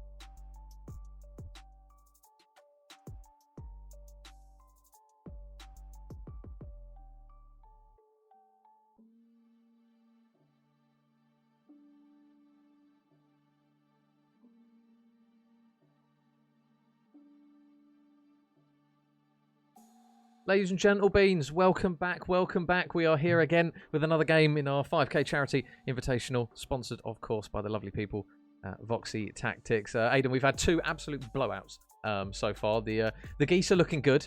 We won't fret on any of that, but we hopefully have another game now between 2 teams that are obviously fighting for a higher seed in this Group A. The British Army Crows up against the RAF Reapers, and for all neutrals combined, I think we can speak on behalf of them that we're hoping for a pretty close matchup in this one.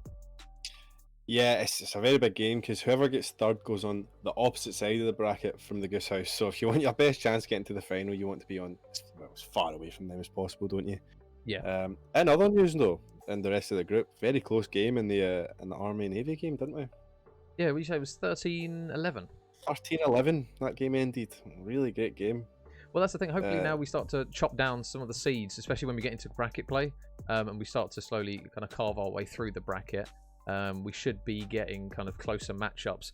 Obviously, when the seeding first comes through for that first set of games, some of them might be closer than others. But we're kind of hoping that we can be the guys to catch those games. Because as soon as you saw it was 13-11, me and you were both like, no, because obviously we want to see those heart-wrenching, emotional games, don't we?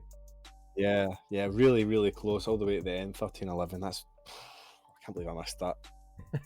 But you know, it was good to see. It's good to see the RAF guys get demolished once in a while. Just, you know. So you'll be giving them stick again. But to be fair, both teams on the back of kind of getting absolutely battered by the Goose Hounds, they've got a common denominator between them, which was being on the receiving end of a destruction. But now they can kind of you've got to kind of regain, haven't you? You've got to kind of forget about it, pretend it didn't happen, and try and come into this one and fight for potentially a higher seed now. Yeah, we do. It's a really, really important game. This, if you get that third place, then you're like in the group. Then you're in the same group as you're in the same bracket as the Goose House, and it's a rough day. It's not ideal. Rough day. It's not ideal. I mean, if we do take a look at the groups, obviously we're covering the Group A game, so the Goose House, understandably, on the kind of distributing end of a 13-1 win against British Army Crows, and then 13-2 against the boys of RAF. They are now currently on 2 points, as it's 1 point per win, and RAF Reapers currently sat in second at the moment. 1 win to their name. British Army Crows, though, haven't got a win currently. The Royal Navy Orcas do have a win, so we're obviously going to have to see how this one pans out. But see you late. And RAF Reapers, they are leading the charge with 2 points apiece, and the Crows and Blesma kind of at the bottom end of the table, but still with an opportunity to maybe shunt their way up just a little bit further. Yeah, it's the same on the other side though. It's like, do you want the see you late on your side of the bracket? Do you want the Goose House? Do you want the RAF Reapers? It's whenever you end here, you're looking at a dangerous bracket. Yeah. The Navy are surely just begging for the Army to win this game by an absolute blowout and maybe go through on round difference, maybe to go up to second. Yeah.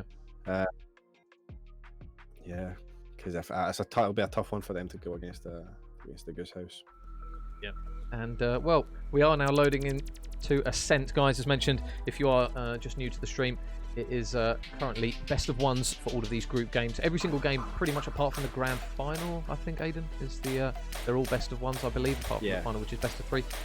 So yeah, we're going to have another best of 1 here. So winner takes all in this one here, between the British Army Crows A team and the RAF Reapers A team. So we'll have to see how this one pans out. And we've already got the Brim on one side. It looks as though Sam's going to be taking that Killjoy again for the boys of RAF.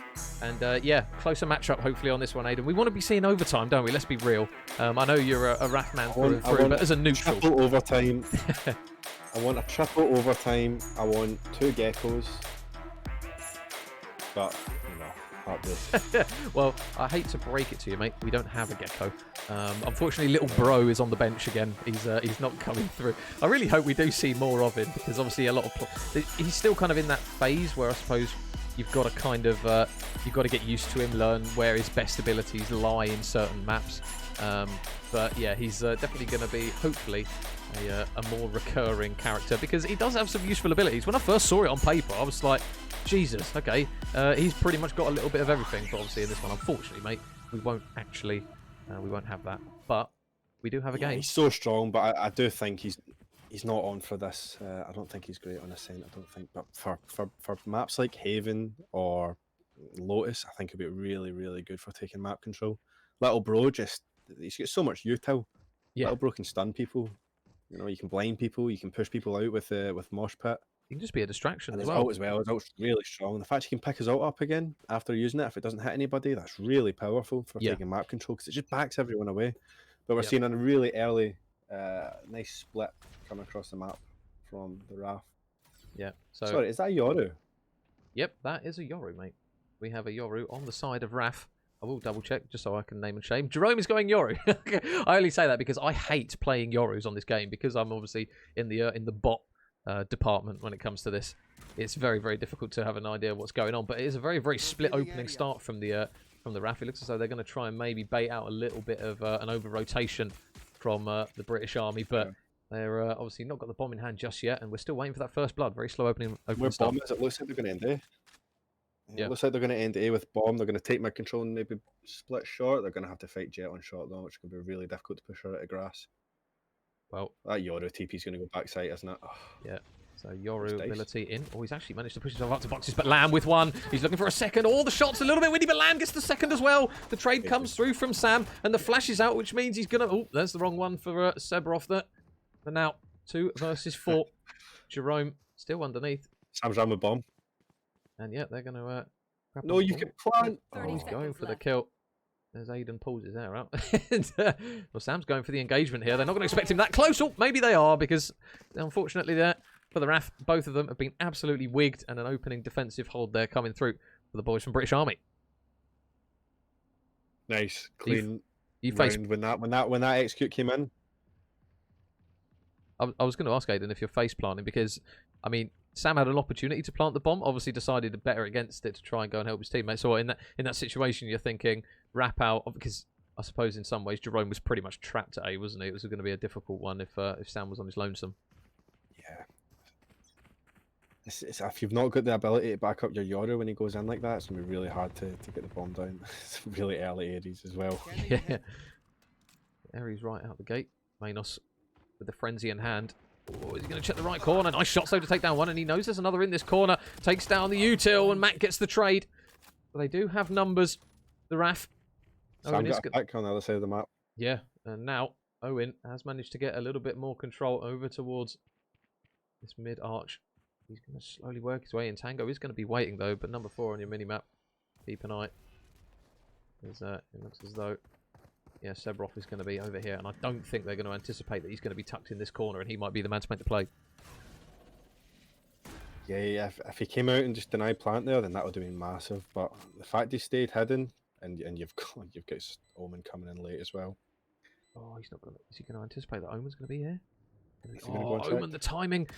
Well, there's the first pick. Now they've got the opportunity to collapse in on these players. They've got a couple coming up from heaven, and the shots from Sebrov, though, they are going to weaken a few. He's going to force those players out of position with the breach util, and now Sebrov going for the swing. Are they going to get the picks here? No, Sam's able to take one down. All of a sudden, Mac is all on his lonesome. 1 versus 2, takes down one. The last man is going to be in hell. Is he going to drop down and even anticipate there's going to be a second one? He's going to peek it. He's going to get the kill. Has he got enough time for the defuse? Has he got that? I think he has. I'm pretty sure he has. I don't think so. Oh, that must have been so close. That literally must have been right on the wire. 0.1. 0.1 of a second. Oh, heartbreak for Army, but really, really well played from Air Force. Just delaying as much as possible, knowing that you're not on them good guns. Really unlucky from whoever was sitting in wine there. I think it might have been Sebrov or maybe Tango. Well, 1 round apiece. Looks like we have got that closer series that we were hoping for at the start of this map, and it's going to be the boys of RAF. Vandals out, investing a lot into this one. We'll see how these opening picks will now unravel. You can see on the minimap, number 1 and number 4 on the side. The British Army. Lamb's just taking his time here. The blinds come through. He's looking for the first pick. There's the first. Can he get the second? No, the trade instantly from Owen, and they storm the site. It looks as though this might be a quick plant here from these boys. Nice, clean execute as well. This is what you like to see. Oh, Tango. Hello. 5 HP in a dream. Doable. The shots have got to be clean here. They've got a lot of control. You can see that Yoru down towards A main is going to be the difficult person to budge. They've got a lot of bodies pushed up here. To be precise, Sam is going to be one of them. And he's just lurking underneath the spray coming through. They're going to look to try and drone out a couple of those players with some areas. And oh, Baxter, nice shots to take Owen down, but the clock is ticking. Baxter's last man up. Oh, flashes through. I don't think this is going to be a round win. No, bomb will go off. He's going to be hunting for the kill. Jerome's out there. He wants nothing more to do with that. Lost the AK as well. Lost the Vandal. Big round again. It's so close every time. That was pretty much an eco from the army, if I'm not wrong, from the Crows team, right? Yeah, it was. Quite a low buy. So just Tango with a big kill with a classic once again. The free gun just doing damage. It's ridiculous. That's the thing. If you're running that and you do get the pick, effectively, if you die, you've done your job. You've got your trade, haven't you? You're kind of playing the numbers. This is a nice spot. But this is going to be busy over towards B, mate. Going fast.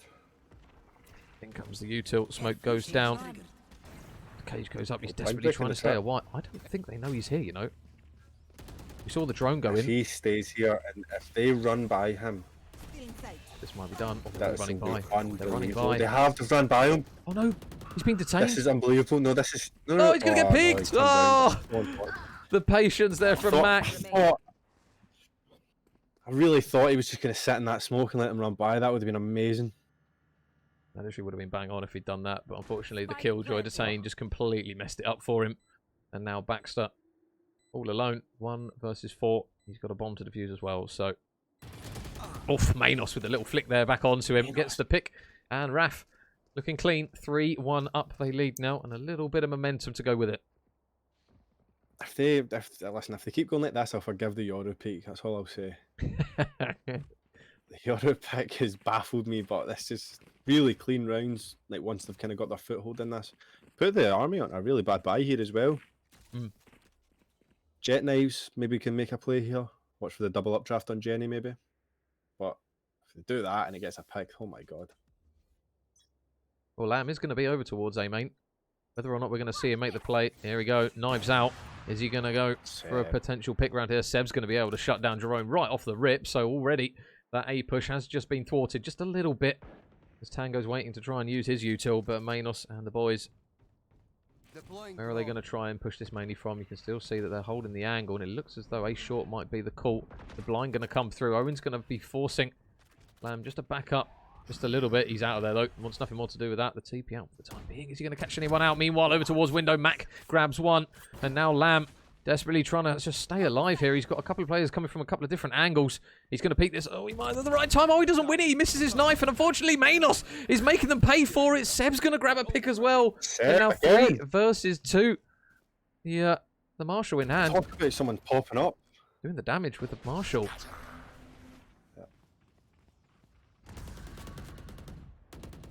Well, this round should still go roughly just off of util alone and the fact they've got a hammer and guns, but it's just so hard now. It's like Seb is just hitting heads. Oh, I'll tell you what, that was another one. That was so close. But Sam makes him pay. Ball bang through the box is going to be enough. The difficulty will now be how they try and cover off this pinch. They're going to try and do it on the back of Sam's utility. Tango's up top, but look at the pinch coming through from Baxter. They know he's here, but unfortunately they've got to swing him. And Sam with another really big pick. As again, it's just going to shut them down. Tango coming through from tree as well. Is he going to manage to tap a few heads? Sam, what a round from him. Great round. Really well done clearing that up there. That was a 3v2 they could put into by their own mistakes, to be fair, getting picked off, going in 1 by 1, but they come out and they clean it up. Yeah. Really well done to save that. Good Army, though, really great round on that eco. Yeah, they did a lot to chop down as many players as they possibly could, force the Raft to touch up a little bit there. Yeah, just dangerous when you're playing kind of rounds like that. Going in alone against what you know is an eco, you can tell at the start of the round that they're going to be ecoing like that. As soon as you see that jet as well, you just got to dart the other side. Early out from Jerome here coming in. Yep. Well, there you go. Unfortunately for Mac, he needs to get out of there. He's going to try and body block him. He's going to try and do it. Sam gets the first pick onto Lamb. Baxter will trade one back, though, onto Jerome. So 4 versus 4 in the early stages of this one. It looks as though the B site is still going to be the destination. Manos sends the drone in. He gets info. But now they're going to try and play it from the back of the site. And they've got a bit of a split. 2 up mid, 2 down B main. Oh, man. This might take that. Oh, that Reyna flash. So big. Big kill. That's bomb. Yeah, that's a huge kill. That is so hard now to try and get that bomb out of that position here. Sam's going to be forced to back up. He's had some really big moments so far as Sam. Can he do the same again? The stun comes through. There is so much utility being thrown just outside the market here up the middle of the map. Is Manos going to check this close left corner? You would anticipate it. He sees the end of the gun. Big pick onto Tango. Now 3 versus 3. Sebrof's out the back. If he peeks it, you do feel he's dead to rights. All the shots, though, not quite grabbing the pick. They do have the bomb, though. And where do they decide to potentially try and take this? Looks as though it might be A. 3 ults for retake. 3 ults for retake on the army team as well. They get a breach ult that's going to be really, really strong. Oh, Owen's out. Fast tick, yeah. Oh, there you go. So roll. Is he going to grab the second kill? He is. He's going to take down Sam. And all of a sudden, last man up. Last player standing. There you go. Takes Owen. Owen pretty much dead to rights. Manos all alone. He's got to try and work a bit of a flick with the bodies there. The numbers, really good retake there. It looked optimistic there for the RAF guys. And they got the bomb down. Or sorry, they got the bomb in a position to get it down. Really well worked from the army though. And that, yeah, it's well worked from the army. The fast rotate came in, and as soon as they realised the hit wasn't coming, they've reset themselves. They've took mid. They've took A. They've done it together as well. You'll sometimes see a lot of teams. They'll just send one person back to scout. They've went together. They've grouped up as another player down. Really well played. Yeah, just playing off the back of the Sova ult as well. Playing the post plant. They've still got those 3 ults as well. Save breach ult and Cypher as well. Yeah, save both ults as well. Yeah. No big ults. Good round. Again, another opportunity to maybe use it for retake. Yep. Oh, Lamb's got another first pick. Can the spray transfer go in? It can. Baxter is going to do the damage. And unfortunately for RAF, they're down to 2 in a very quick fashion. Sam is able to grab 1 pick though. So it is now 2 versus 4. It's a little bit worse for wear though, does this round. And they are, by the looks of it, heading over towards this A site. And Sebrov is going to be ready and waiting. They're going to have a really clean execute here. And with a Yoru, no smokes, Killjoy, it's going to be really tough. They're not rotating off the B yet though, which is surprising. There's still there's 2v2 on site. Oh, there you go. They get the pick. Jerome gets 1. Jerome as well. Oh, and Sam gets 1 as well. Sam 2v2. Bomb's going to go down. Sam has out. Yeah, bomb's definitely going to go down. But... Whoa, you feel as soon as he hears this, bomb getting planted, there's going to be so much stall opportunity here from Tango.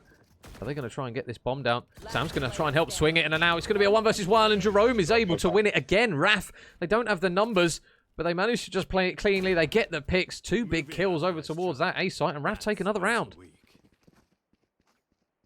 Yeah, he's just so scared. Sam's so scared to put his ult down in case it gets cancelled by the Brim ult, but sometimes you've got to put a bit of util down. Just cancel each other's ult. There's no Killjoy on the other side, so that's all he's going to wait for is that ult to go down. So if you just keep on waiting, that's it. Really, really well played though by Jerome, just being able to trade out. This is the thing from the games to like before we didn't see the RAF and the army just not able to trade each other. Yeah. Well, oh my, it's getting busy in here. There's a lot of people in that corridor. Baxter forced to back up. Manos going for the swing. There's going to be so many people waiting for him. No, Sam gets 2, but Tango gets 2 as well. And now look at this quick bait. They've done the damage. Over towards the A site they go. This is a 3 plant and a half. I cannot believe he's got 2 out of that. That is unbelievable. In other news, Goose House is just 13-0 Navy. They look good. We won't beat around the bush. The Goose House do look very good in this tournament. So dropping every map on average, they've dropped 1 round. Yeah, they look very good. So we'll have to see how they unfold. But meanwhile, back in this one, now the retake needs to be pristine. They've still got that Brim ult to work with. And they've got the breach 1 too. Do they try and invest this? They are running out of time. You would anticipate that they're probably not going to invest those ults. Up from top heaven. It's going to be such a difficult push. Oh my god. Well, this is late. This is late. They're going to have to be quick. Hey, well, it's coming through but as well. They've got to try and get on it. Very spammable spot though. Yeah. You would anticipate, yeah, he's coming up the bomb. Unfortunately there. Investing the ult. Oh, faded. It's not ideal. Not ideal. I'm surprised they used the ult there. For a second, I was thinking because of the hesitation, I thought they would hold on to that one and just kind of anticipate that round got away from them, because that's definitely not one of the ults you want to be throwing away kind of willy-nilly. Yeah. And this is the danger with using these ults. Tango he's saving his ult and saving his ult for this Sam Killjoy ult to come through. But you know, if it never comes through, then you're just wasting a Brim ult the whole time. Brim's such a strong ult for retake. Yeah. Similar with Killjoy, isn't it? You just think if you leave it and hold it, obviously they don't have that utility. I think they're both just outthinking each other. Yeah, it's literally just kind of bluffing each other's bluff, waiting and waiting and waiting and waiting, and eventually we might see it potentially where neither of them use it. But Jerome, he knows where these players are. He comes out and he's going to try and swing this. Can he win it? No. Sebrov digging his feet in, able to get the pick. Tango grabs one as well. So we do see one pick coming through. And no ult now. That ult gets used finally from both sides. Yeah. And they got the pick to go with it as well. For Sam, though, he's got so many transitional kills when they've been working over towards the other side and wrapping quickly. Sam's going to try and catch another one out. And Sam doing the damage. Is he going to get another? Tango finally stops him. The 2 versus 2. Bomb goes down. Sam has never played this good in his life. He's gonna hold this to me as well when he comes back. Retake. Needs to be quick. Again, up through heaven. It's not ideal. They do manage to stun Owen now, so they might be able to isolate this player bottom right, and they do. Faded. Falls. Owen. Wendy a swing. They're going to get the molly out, and they might catch him out. No, Owen gets one. He knows where that other player is, but the molly's doing the damage. All he's got to do is play the clock. Is he going to get the kill? Oh, shots in. He's still not stuck the bomb. Oh, but Tango, does he get the kill and the defuse? I think he does. Wow. He clutches up. And Tango, what a round. They needed that one. Needed it. Really important to get themselves back into it. Who am I kidding? My knees are going to kill after this. Big kills from Tango. Obviously invested the ult, got the pick in the early stages of it. I thought when he was going kind of ring around the rosy with Owen, he wasn't going to potentially win it, but big round on the board. Say 6-3 looks a hell of a lot better than just a couple of rounds on the board. Yeah, they'll bring this back to 6-6, keep playing like this. They're playing together, and look at the Raf's economy, man. It is in bits. Well, potentially now. A huge swing round coming up. The flashes from Sevrov. Wow, we're going to see a lot of util thrown in. Oh my goodness, faded. The flash out. The swings are surely going to start to come through. Tango and Sevrov combined for 2. The army and some important picks once more. 2 versus 4. Next pick's going to be huge. Oh! I cannot believe that. Oh! Manos somehow stays alive through all of that. I mean, he's got a slither of HP. That bomb in mid is going to be so hard to retake. Playing for the info, just checking his corners. Jerome gets a pick, though, and I'll tell you what, if they can swing off the back of each other, they might be able to coordinate something. You can see, though, I think they've probably got a combined 30 health between the two of them. Make that 26. Oh, but they do have info on one of these players. All they've got to do is spray, but Manos gets one. It's doable. Tango, half HP. Point and click. When are they going to swing? Both players waiting. Both players waiting. They've managed to dip out with the bomb. Oh, he might have read this perfectly. Tango might have read this to perfection. He's holding the angle. He's holding the angle. Tango, 1 second, now waiting. He's running out of time. He's got a peek it. Can Tango clutch up? Yes, he can. 1 versus 2. Both players are weak, but credit where it's due, Aiden. The reads were perfect. Reads bang on, but that's from a nothing by pretty much. To bringing up 2v1 and Tango still clutching up. It's really well played. Keeping your head in it as well. Head would be gone. I'd be pushing them. Knowing they're both 1 HP, I'd be pushing so hard. I would have made that mistake 100%. Tango's played that perfectly. Arguably, if they take this round again, obviously the Raf's eco is going to be in the mud once more. So you look at potentially back to evens after what was looking as though the Raf were running away with it. So we've definitely got a close match series now, and it looks as though the army are just kind of adapting to the way that Raf potentially play. Yep, it's what we asked for. 6-6 halves, what we wanted. Triple overtime, minimum. What we asked. Yeah. Give the people what they want, boys. Come on. I'm just saying, a Gecko would have just made this game perfect, you know. All we need is little bro planting the bomb, and we are happy as Larry. In towards a shot. There is going to be a lot of players there.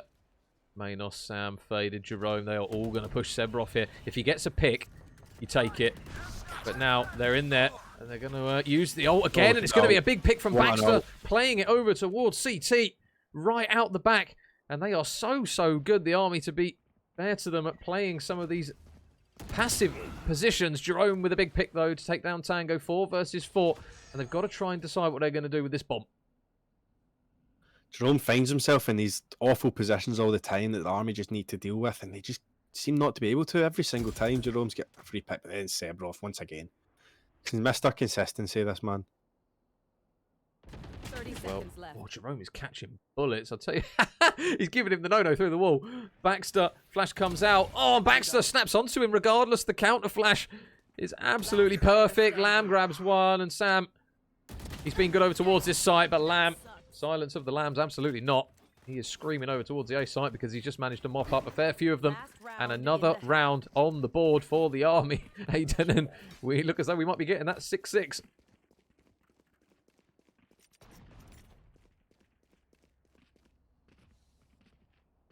Oh, this is a nice spot. This goes here. Yes, this should do. That goes there. Well, this is a nice spot. Off to the races we go again. We are going to see another ultimate come through. Manos is going to invest his. Any picks? Nope. So, just going to use it to defend for a couple of players. Lamb is in such a good position. They don't know he's here. All of the shots are a little bit windy, and Sam punishes him instantly for it.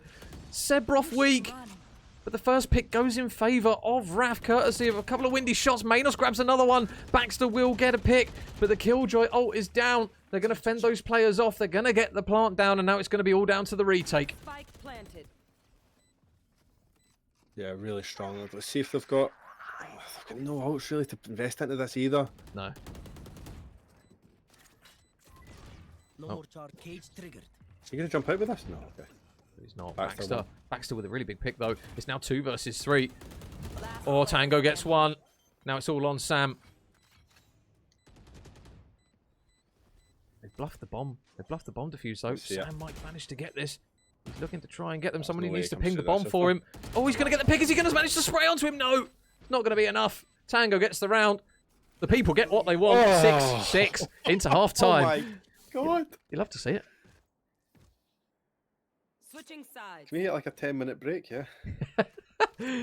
Well, I think we've been kind of let off easy with the first 2 series, and now we've gone straight in at the deep end with one that looks as though it's going to go right to the wire. See Sam and Tango. Yeah, it's just both of them are just fragging at their mind. I'm telling you now, Sam has never played this well in his life, and Seb is going to be gutted he's not playing well. I say he's not playing well. He's been really consistent, but he just keeps finding himself in horrible positions with Jerome just in his face all the time. Really making this Yoru work with like these horrible luck plays. Yeah, he's just being a nuisance, really. He's getting the attention of a lot of the that's the one. The players. And now 6-6. Bomb in the hands of the British Army Crows, who are obviously on the attacking side now in the second half. Baxter, though, with the opening pick.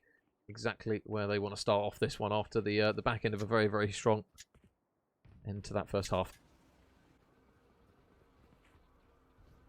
Oh, have they missed them?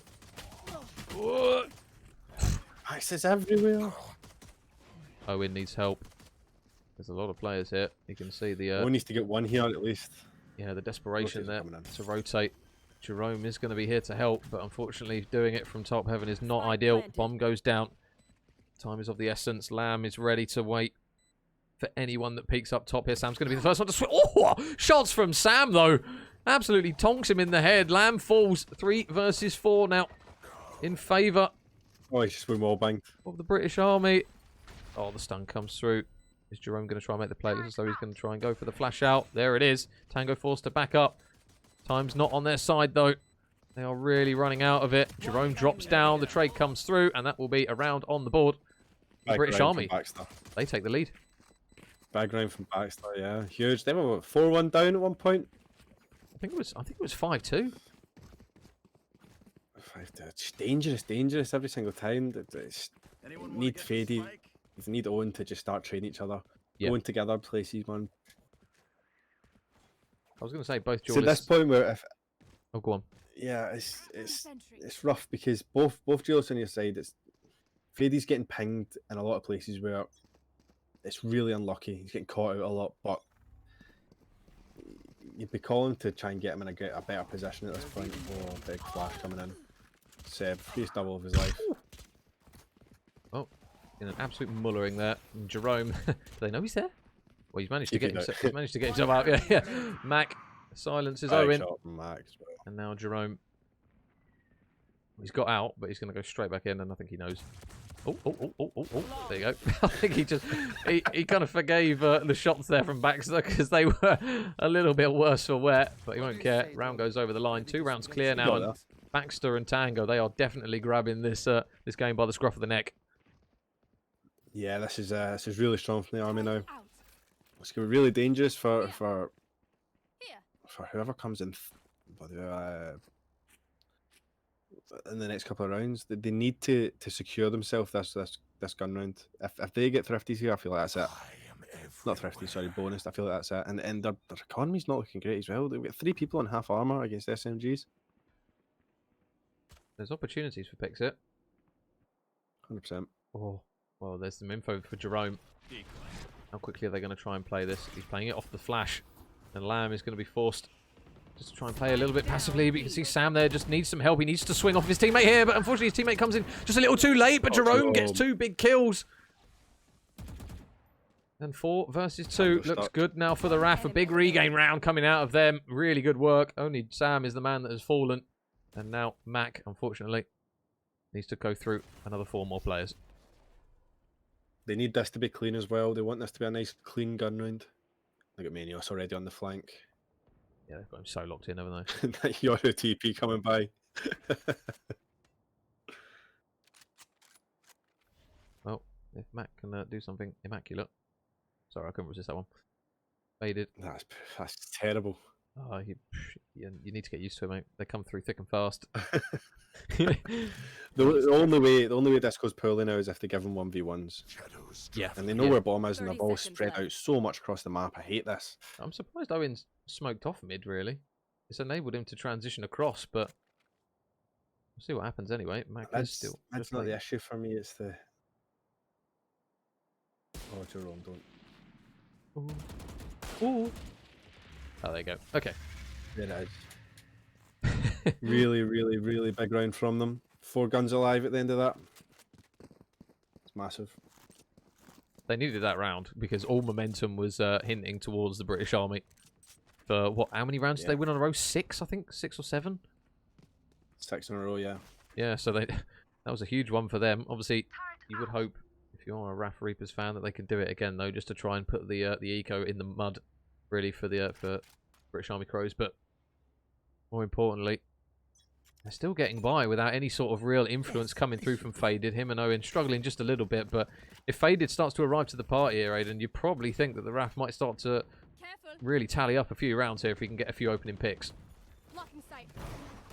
Yeah, Faded, you know, starts fragging and trading each other. Faded's a great player. As he went by him? Lamb. There's one. Jerome is lurking in the back. Oh, they know he's here now because he's thrown his util out. He knows he's behind the box, but Lamb swings and he gets the kill. He punishes him for it, for just missing 2 bullets in the split second that he had. And now the boys of RAF. This is a save. This has got to be a save. Yeah, they got to try and just stop damage limitation here. They got to be careful, or the blind comes through. It's going to force Baxter up. Info in, but Matt gets a pick onto Faded. They're dropping by the wayside now. Baxter's waiting. Baxter's pouncing, and there he is. Another one for him. Sam now finds himself all alone. Not ideal if they drop all of these weapons. It looks as though that's probably going to be what's happened if he's going to overchow something. And it will be. Matt gets the final kill. Sam falls. And 9-7 with a big round for the army. It's a tough retake as it is, but having hardly any util and no control over any parts of sight, it's just got to save that. You got to kind of keep your money, keep your. It's like they're on stingers. Yeah, really clean from the army though. Army looking dangerous when they get in a rhythm. Yeah. Yeah, as I say, they disrupted it temporarily, but now it's looking as though it's back in their favour again. They're forcing the RAF, unfortunately, in a position where they don't want to be in. The economy is not looking great for them. And now, Jerome finds himself with a stinger down A main, and if he gets that info, you would anticipate he's going to back up and wait for help. Big first pick coming through from Manos on the lurk there from Mac, and that's exactly what you want to start the round with. Oh, Blocking sight. oh no! Oh, lamb. Okay, they got it. Manos down this side again. Can he do it again? No, this time Baxter comes out on top. The Vandal's enough for him in that situation. Sheriff picked up. Tango's wrapping over towards him, but meanwhile off the screen, Sam's bot alongside his bullets, I would assume, is able to take Baxter down, and Faded takes Seb down. And now, Tango, last man up. 1 versus 2. Does have a couple of smokes, though. He's got a lot of util to work with here if he decides to use it. That's it, yeah. Swarm grenade out. Yeah, in reality, he needs to go A here. Yeah, Sam's waiting. Tango cut out, though. 30 seconds left. Is he going to throw these smokes? Is he going to cut off Market and potentially... He's pulled a fake. Oh yeah, he's completely bluffed them. They've gone over towards A. Sam pulled his turret away as well. If he's quick, he'll get to sight. It looks as though Sam's having maybe second thoughts. Now he hears the smoke. Surely that's going to be his invitation. But Tango does transition over. Bomb goes down. 10 seconds left. And now they're going to have to try and get across quickly. Tango, can he manage to get this first pick? If he gets his first pick, it's going to be huge. But Sam's playing it patiently. Bot goes in. He's now waiting for him. He's got to be careful of the swing, though. Tango gets one. Can he swing on to the second? What a huge double kill from Tango. He wipes them both out in that. He's going to be a round that RAF will be kicking themselves on. That is just unreal from Tango. That just simple smoke. The RAF just go off of it. That's a real morale killer, that one. Quick shout out, by the way, to my boy Matty, who's just dropped a sub. Thank you very much, Matty. Mr. Rhino Horns, how are we, sir? Suey. Thank you very much, mate. Hope you're well, mate. Hope you're well. But yeah, back to the game. I mean, RAF now need to compose themselves on this one. They can't afford to drop any more rounds. This is a big round for them because they've got the full buy as well, Aiden. So if they drop this, you don't want to be the bearer of bad news. Wow. Opening pick. They're on site, though. Manos able to get another big kill. That's 2 for him now in this round. Hunting down the third. And that's going to force him to back up. Took my control. Yeah. They've backed up a little now. The man who's been struggling, Faded, is going to be over towards short. Next pick's going to be huge, though. He's just walked through short for free. Look at this. Oh, they don't detect. Oh, Mac somehow snuck himself in. Oh, comes out. This is going to be the info that they need. What do they decide to try and do with it? They know where these players are. Are they going to take that bomb out? Surely they know there's 3 players here. They're actually going to just go for the A site regardless. Baxter's going to send in the drone, looking for the pick. Bomb goes down, and it's going to be down to the retake again. The only ult they've got to work with here is the Yoru one. Oof, big kill. He's going in alone. Get two teammates on the way. Oh, he's in such a good position as well to trade. Baxter, well done. Yeah. Sam's up top. Sam, though, playing really strong. Oh. I hate in towards the depths. Mac, just so irritating to play against that Cypher. Well, now, the start of the game was very much RAF. Then the British Army came back, and now they are looking to try and get this one over the line. It's looking very, very good for them now this round. Not necessarily a guarantee, Aiden, but with the utility and the guns that they've got to work with in this one, you would argue this one's probably chalked as well. They will need a very, very big round here to try and keep themselves in with a last-ditch opportunity potentially in this game. Yeah, if you just have a look at the money alone, like, it's going to be a really hard round for them. I must wait a moment. Gotta be careful not to try and swing. Oh, Mac. Oh, no. Oh, wow. 2 free picks. That's not what you want to see right out of the gates. They were playing really to the strengths of RAF there. On the back of a Marshall. The ults on the board, though, this is still more than doable. Yeah. They can clear out the site and get the bomb down. They just got to try and restrict those long-distance engagements, I think. Oh, man. Oh, the timing. Oh, he's got to try and get away. No, Faded. Oh, no. He needs help, though. He does have help on the cross. Oh, man. He's peeked it, though. Faded, unfortunately, falls. Baxter gets in with the shot dart, I think it was, of all things. And they know where one man is. Are they going to look to try and just clear out mid and maybe pivot off of it? That's the question. They've still got a presence over towards A and B currently to the boys of RAF. And it looks as though it's going to be B. Yeah, 3 ults still on the board as well. But Manos already backside, ready for this with the ulting. Oh no. Oh, the flick. 30 seconds left. Killjoy ults out. Are they going to look to try and counter it? Oh, the shots there. Yeah, they are going to look to try and counter the Killjoy ult. The spray coming through from Manos. Oh, and he's doing the damage. Odin out. Bomb will go down. Big round here, though, for RAF. No, that's 2v1. They've got the numbers. They need to play this well. Jerome. There's all the info. He forced Tango off the site as well. Alright, spammable. Is he going to get the pick? Oh, no. Jerome's defusing. He's got to shoot, and he gets the defuse. He's not quick enough, unfortunately. The spam, not enough. And RAF hold on. Last player standing.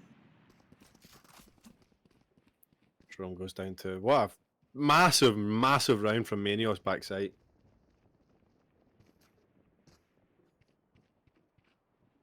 Good work there from Jerome as well. Pretty much forced him out of his position, really, with his ult, didn't he? Yeah, pushed him away. Just, it's retakes like that, like when you go together, it's just really hard to just kind of, with no util on the board, just get it wrong if you just trade each other. Yeah. We are going to see the one way. We're going to see that Sova arrow. What is that? It's not going to go very well. We are going to see the breach ult in towards A, and I think it's caught 2 players. Maybe just the one. Lamb swings it. Lamb gets the kill. We can see now the bodies that are flooding the site. And it's going to be trade central now. Faded with 1. Any more kills coming through? Jerome gets 3 through all the madness. Jerome gets a huge triple. And now, can they manage to see this round out? It's a huge one for them. And now Mac, he's got to do something. Oh, nice shots. 1. Jerome's weak as well, you know. If he gets a clean shot, potentially, onto Sam, it might be worth it here. He's just lurking under. Oh, the bot's going to lower him down to 52. That's not ideal. Is he going to try and swing off the back of this cage? He is. Got to be careful, though. He's right underneath him. He knows he's here. Oh, man gets the kill! That was an unbelievable kill. He can plant. He's got free reign at it. Oh my god, he's going to swing off the back of it. Oh, whoa! Sam. Tell you what, big kill. Big kill, big composure. Mac is so dangerous. That was close, man. I thought he was going to do that. You get Baxter and Tango are just killing everybody, but seeing these kind of 1vx situations, Mac is unbelievable. Well, we're edging closer to overtime. That goes there. Yeah, can we just talk about that triple from Jerome? Yeah, I know. We only caught the end of it. Where did that come from? That literally, if they don't get that triple, they lose that round. Like it's as simple as that. He managed to get something that they really, really needed in that one. So another big round here for RAF. They need to try and keep this going. Sam will get stunned. Not really much you can do about it. And he's going to fly straight in. The coordination is absolutely perfect. Lamb just dashes straight into market. The stun, there's nothing that he can do about it. Manos is able to trade, though. And now... Faded takes 1. Oh, he gets the pick. He tries to follow in behind the dart, and he's not able to get it. Or the drone, sorry, but Baxter cleans out 1. 2 versus 3. RAF with a numbers advantage. Jerome just needs to stay alive as long as possible. Just keep these 2 trapped in here. You've got Owen backside if they do get by him. So he just needs to delay time. Look at Faded on the flank. Faded's not giving them anything either. They've just got to play this very, very carefully here, RAF. They've got everything they need to. But they've actually given up that cross from market. I'm surprised that Jerome's giving it up. They're inviting the guys into the site. This. Well, there you go. They do have free reign in. The blind comes through. Owen now. He's going to need a bit of help. Smoke is up. In go the players. Baxter's already weak as well. This is doable. Odin might be able to do the Owen might be able to do the damage with both of these players here. Takes down one, and now last man alive on the site. They're going to try and swing with him. He's all on his lonesome, and Raf get another round on the board. 11-10. Oh, overtime is looking very, very likely. Keep it coming.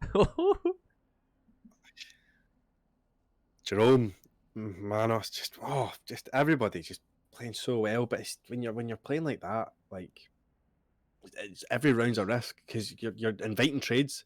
You're playing so aggressive. They came straight through middle, and there's no trades available for Sam when he's in market alone like that.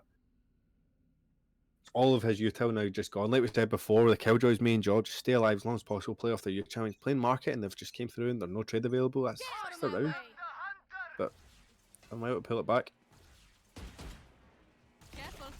Oh man, Sam is so isolated. He's going to look to throw his util out just in time. Is he going to get the pick onto Lamb? He is. Sam does at least grab one with him. We are seeing another explosive opening to the round here. We've got to be careful not to get caught in mid again. They're the army boys. Yeah. Once again though, just picked off so easily.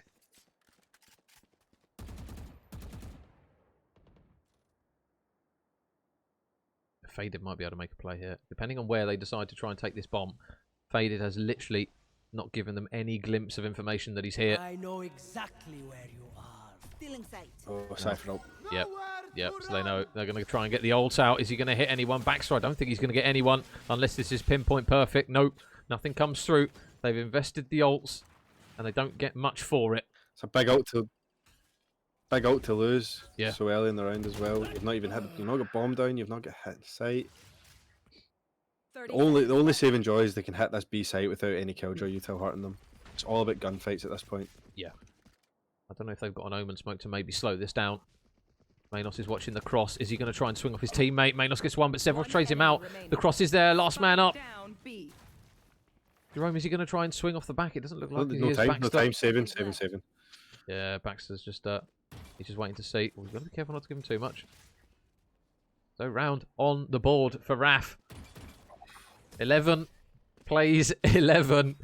We're going to the wire in this one. And I'll tell you what, if I'm a betting man, I wouldn't even know to pick at this point because it's just back and forth. Not a clue. Caution here. Not a clue. And I'm biased and I wouldn't know. Exposed. Placing alarm bot. Placing 100%. I mean, which way do you swing? I don't even... It's so hard to tell at this stage. Faded has slowly started working his way in towards this one.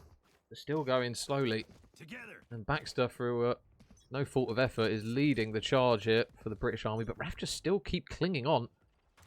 Jerome is going to try and work his way in, but that dart now is going to force him to get out because he doesn't want to get caught on the cross. It's a very, very heavy A stack that is coming through here from the British Army boys. And Lamb and everyone. Look at the rotates. Yeah, they're all coming in. This is going to get very, very messy. First of the utils in. Smokes are down. The dash in towards that smoke is going to come through from Lamb. But Fady gets the first pick. He's not done a huge amount, but he gets a two-piece over on the site. And now they're going to use that ultimate as well. The Brim ult's out. They haven't really got a huge amount to show for it. 3 versus 3. You can see how one shot Manos is. Another pick comes through from Sam. 2 versus 3 now in favour of the RAF. And that bomb is going out of that site and over to B. And it looks as though RAF have read this to perfection. Yeah, they've already rotated in. As long as that Killjoy util gets up in time, they'll be laughing. And it has done as well. One enemy Oh! Yep. Well, Tango was so weak, and Seb gets the pick. RAF are on match point now. The bot coming through. We talk about little robotic bro with that pick is able to unfortunately put them right up against the ropes. When's the last time you've seen a Killjoy get 2 kills in a game with a turret?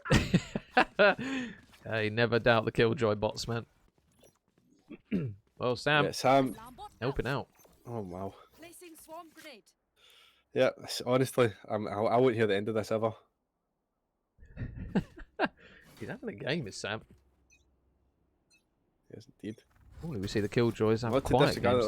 Boys. Oh man, they're going for this. They are going for this. They're flying straight in. Oh, Tango, first pick.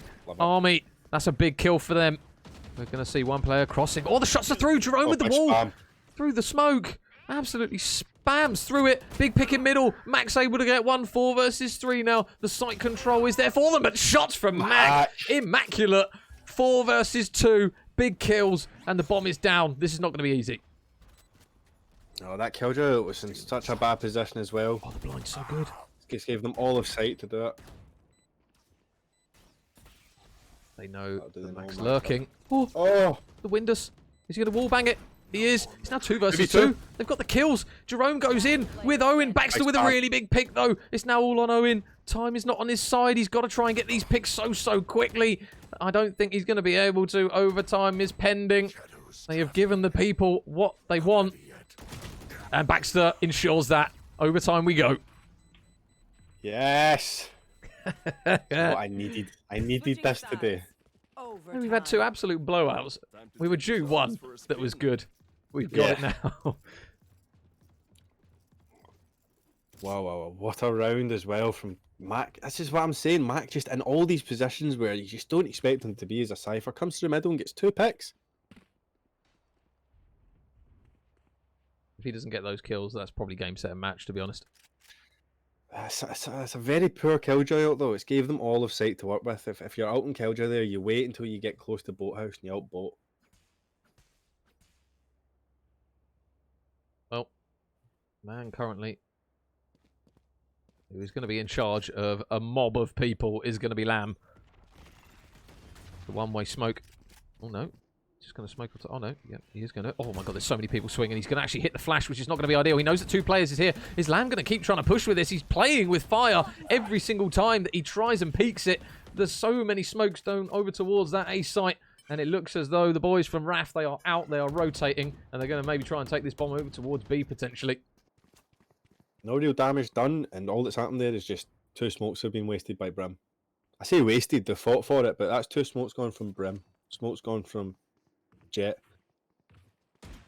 A lot invested just to defend and get nothing out of it.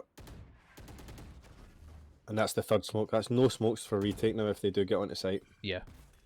They've just wasted the util. They've baited a bit of a rat. There's still... They're hard rotating. There's a big spread of bodies from the army.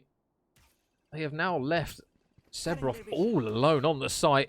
And now the util comes through. They need to try and get the picks from Lamb, really, in through... A cut, and it's not going to be a kill. Owen gets 1. Can he get any more? Lamb manages to make an impact from that side. Owen's going to get shot in the back. Oh, the kills come through. 3 versus 2 as Jerome gets 1, and now all of a sudden, Sam finds himself alone. The bomb's dropped. Oh, and he's got the read as well. He's got the read. Lamb pops knives. Oh, and it's immaculate from Lamb. What a round. What a round from British Army Crows. And that now puts them on match point themselves. Match point.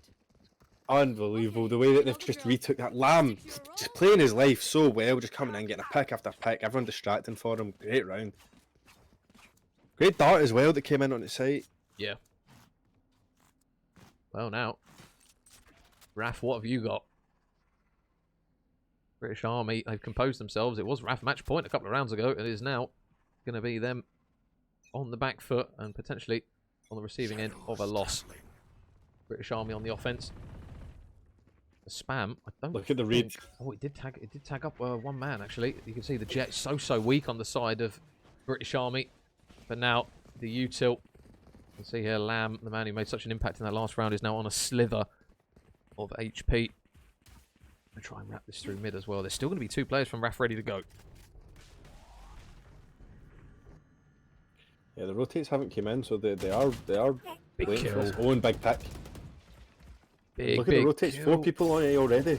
The spray comes through. Lamb's a bullet. Doesn't take much more than a tickle. He gets another. Potentially no. Sebroff gets 1, but Faded makes the trade. And now RAF have the numbers. 4v2. Faded still on this site, and you can see that they've still got the bomb. The British Army. Now they've got to decide what they want to do with it. Look how patient the Air Force are being, but you get Sam still waiting on B side with all his util just being a rat, and then you've got the just a really deep Yoru and spawn. Yeah, they're not wanting to throw this round away, are they? They want to try and get left. another round on the board. Oh, the timing is hideous! The timing is absolutely hideous. Faded falls, and now you can see the players on the side of RAF looking to try and reinforce. Oh, Tango gets a kill as well. 2 versus 2. Surely the RAF aren't going to capitulate like this. Shot dart up to heaven. Bomb goes down. This is exactly what they wanted. They're going to try and stall. They do have the stim as well if they need it. But it's going to be so difficult now with 2 players converging. Angle is low. They've got to try and wait before they try and coordinate this. Sam bot out round the corner. Surely they know they're both under there now. Tango's weak. He's so weak. He just needs a tickle. Sam's going to peek it. Sam gets the pill. Good. Baxter gets one. And now it's 1 versus 1. Baxter, but Sam clutches up. Gets the kill. We get some more overtime. Great retake. They played. Army played that great as well. They've played in such good position to trade each other, and they just can't close it out. Balls of steel, I think is the Overtime. the relevant phrase in that one. Baxter, by the way, 31 and 16. Yeah, I would say life game, but I've seen him play before, and I know he can drop big numbers. My God. Well, we asked for 3 rounds of overtime at least, didn't we? Or 3 iterations of it. That's 1 down. If you boys can give us another 2, that'd be great. So we'll see how this one goes. And it is going to be obviously Raf on that attacking side once more. It's over dart. Doesn't get the information that they might have hoped. Oh my goodness, they're going to invite a lot of players potentially up this mid-section of the map. It's going to be Baxter up against mine. Tango goes unchecked here. Oh, he doesn't Tango goes check unchecked. the corner. Yep. Tango gets the pick. Doesn't check the corners. And Manos falls. First blood on the board for the British Army boys. Just what they wanted to see. They're checking their corners. They're going to invest a bit of a breach utility, I believe, are the Army Crows. They're just playing this one slow. Still a minute on the clock. Playing it patiently. Yeah, they just need to grip up at this point. It's really important to be able to trade each other out. The calm before the storm, you would anticipate here. Lamb's on the high ground, though. It's going to be a difficult thing to get him out of this because they've got a little bit of help. You can see there. Oh, no. He doesn't buy that. This is going to be brutal. This is going to be so brutal. He's taking his time as well. And the bomb's down. That is an awful spot for them to stop it and drop it. Sam gets 1. And now 2 versus 4. Jerome's still on site. Lamb's still here, yeah. I was going to say Jerome somehow doesn't manage to take him out of that position. And Sam has clutched up many a time for the RAF boys. But now he has got a monumental ask. He's getting absolutely battered through the smoke. Mac gets the kill, and it's match point again for the Army. Yeah, huge. Huge from Lamb. Just playing his time. He's played there before, and they've not checked it. So... It's so hard, though, isn't it? Either way, if they've even looked up. Yeah, it's just not something you expect. You never expect someone to play up there. And the thing is, unless you're literally perfectly smoking off or coordinating angles, if you're pushing straight in towards the front of A and your first point to check is top right, odds are you're probably going to get shot from somewhere else because there's so many players holding the cross. Look at where Owen's playing now. Look at the Omen. He's like, right, yoink, I'll do that. They're going for the fast mid play again, but oh no, they're going up short. Oh, it's going to be the man who's had such a difficult time with timing. Faded. Are they going to cross over? Oh, Lamb gets the first pick onto Owen. I thought he surely would have got one. He doesn't. And now Faded. He hears so many footsteps. No, the shot's going to give away his position. This isn't ideal. The flash is up. He's got help up top. Lamb gets 1. Oh, my goodness. Raf needs to breathe. Faded needs to get this kill. He can't do it. His struggles continue. And now Sam needs to make the play. He's all alone. 1 versus 4, or this one is done. The Sova info's there. They know he's here. Sam gets 1. First stage done. He's still fully health and fully shielded up as well. But you can see the split of players they've got, Aiden. It's not looking easy. Not at all. This is a bit of an ask, I think. Oh, man. But we'll see. We'll see. We know he can do it. Oh, man. They know he's here. They know he's here. He's getting hit by everything in the kitchen sink. And game, set, and match to the boys from the Army. What a map that was, nonetheless. 15-13.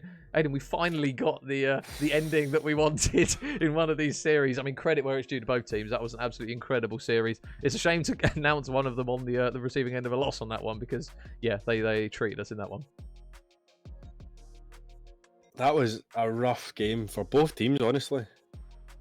Could have went either way at any point. Well, let me just update our scores in that one. Yeah. Because, yeah, that was... For the...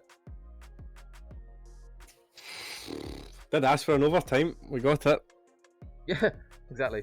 So well done to the Crows. Yeah. GG's there in the chat because, my goodness, well, we've ended the day on an absolutely incredible series between British Army Crows and RAF Reapers, and that will be a big win for them in the grander scheme of things for some seeding in the table.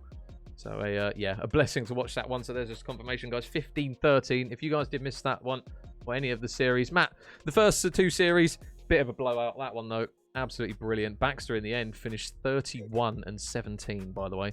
So an absolutely incredible map from him, and dragging the boys through the mud, I think, is the best way to phrase it.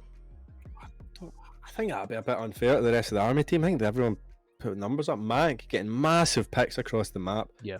Both Tango and Seb holding down sights when they have to. You know, it's a really, really great game to watch. Really unlucky from the Air Force boys, the RAF Reapers. You know, they've done their best there. Yeah, guys. Well, I mean, if you've missed any of the moments from today, I say the Goose House boys are still probably looking the strongest out of everyone that we've seen today, anyways. But we still will be in a blessing tomorrow for some knockout games. As mentioned, today's games are only the group stages. Every team will go through to bracket play, but they will obviously be determining their standings as they go into the bracket for who gets seeded where. But incredible maps, nonetheless, from all the teams. And as mentioned, guys, as this one is for charity, if you're going out tonight and you're going on the lash, donate a £5. Donate one of your pints to the charities if you use !donate, which I will now do. There you go. You'll see both of the Just Giving pages. We've managed to accrue, I believe we're up to 60 quid now. Let me double check. Spread over 2 charities as well, so yeah, both charities will have different amounts of money. Yeah. So for anyone who doesn't know the charities that we are obviously sponsoring from this tournament, I say a huge shout out to the guys from Voxy Tactics who are going to be generously donating £2,500 to charity alone and $2,500 to the prize pool of this tournament. Be sure to check them out. If you put !sponsor, you'll be able to see all their things, all their relevant information there. So head over there. If you do want a free game to play, then drop a download on that bad boy. But yeah, Blesma being one of the charities, obviously supporting veterans who have lost limbs and vision and eyesight and stuff from service. Feel free to head over and donate to an incredible cause there. And then we've also got SSAFA, who provide the armed forces community support in various ways: addiction, debt, homelessness, PTSD. All really, really good causes. And tell you what, Aiden, I mean, couldn't really ask for a better finish to the day for this one. It started off as a bit of a battering from either teams, but we've rounded out day one with a very, very strong ending, and a very, very big shout out to Jasmine as well behind the scenes, who's helped to make it happen by observing all this madness that we've been seeing. Should we have a look at the other groups as well? Yeah. Because they ended in some pretty good. We had See You Late versus RAF Reapers B. That ended in a 13-8 game. And then the Crows, the Army Crows B, 13 to Blesma Legends 7. That was a massive couple of games as well that we missed. That's the thing. It's just sod's law, isn't it? If we pick one game, it's yeah, the other one's going to be unbelievable. Yeah. Yeah, it's just the way it goes, isn't it? Obviously, yeah, guys, tomorrow 1 p.m. is going to be the start time again for the bracket play to obviously whittle down these teams to see who will be going home with the £2,500 prize pool. Is it all to winner, Aiden, or is it split between? No, it's first, second, and third. Oh, okay, perfect. Yeah. First we'll get 1,500, second 750, third 250. Oh, there you go. That's what you love to see. So hopefully. These are some of these big games now, because obviously Goose House, you would probably argue, out in front, but for some of these teams that are looking to try and catch up and chase the pack, it's a fair chunk of change going home with 750 quid. So again, a huge shout out to Voxy or Voxy Tactics for letting that one happen. But I think, Aiden, if we're summarising the day, really good action. Goose House though, can't probably look past them at the moment, I don't think. To summarise it in 3 words, it would be the Goose House. They are so strong, and if anyone beats them, I'll be baffled, but I'm really excited to see someone try. Yeah. Well, hey, tell you what, if you have enough sneaks, that's what I tell myself anyway. If you have enough sneaks and drop a couple of caffeine pills, you might be able to knock them off their perch. Who knows? Who knows? But yeah, that is going to be it from us today, guys. A huge shout out again to Jasmine behind the scenes. Obviously, you guys don't hear her or see her, but she's been doing all the observing for us today. One-man band is Super Jasmine, so big shout out to her, which I will do this right, because I don't want to shout out the wrong Twitter app for her. I will put it in the chat. Let me get it. Right. I'll say it. So yeah, guys, that's Jasmine's Twitter. Drop her a follow. She does a hell of a lot of work in the esports scene, and she's just got her job at Capcom, by the way. So shout out to Jasmine for doing that one. You love to see it. She's been generating a lot of time and putting a lot of effort in towards producing for the esports scene. And Aidan, mate, first cast, I think you did well, mate. I'm really sweaty, and I don't really know what happened, but you know, that went all right, I think. Nah, you're good, mate. You're good. It's all for charity. It's all a good laugh, and you get the experience. You said you've been wanting to do this for ages, haven't you? So. Yeah, the problem is I have a really bad Glaswegian accent, so everyone goes, "Oh, let's hear you cast," and I'll say something, and they'll go, "Yeah, no thanks." I'll happily have you back tomorrow. Yeah. So guys, tomorrow's games starting at 1 o'clock PM GMT. So make sure you head over to see as we round up the first, second, and third seedings in who's going to finish this one on top. But yeah, and make sure, guys, if you haven't already and you do want to, feel free to drop by the Just Giving pages and donate whatever you feel comfortable donating to incredible causes in SSAFA and Blesma. But yeah, that is it from myself and Aidan today. Thank you very much to everyone who has dropped by. And yeah, we will see you tomorrow, bright and early, bright-eyed and bushy-tailed, for some more Valorant action. So yeah, thank you very much, guys. We will see you later on, and we hope you have a lovely evening. Thank you very much.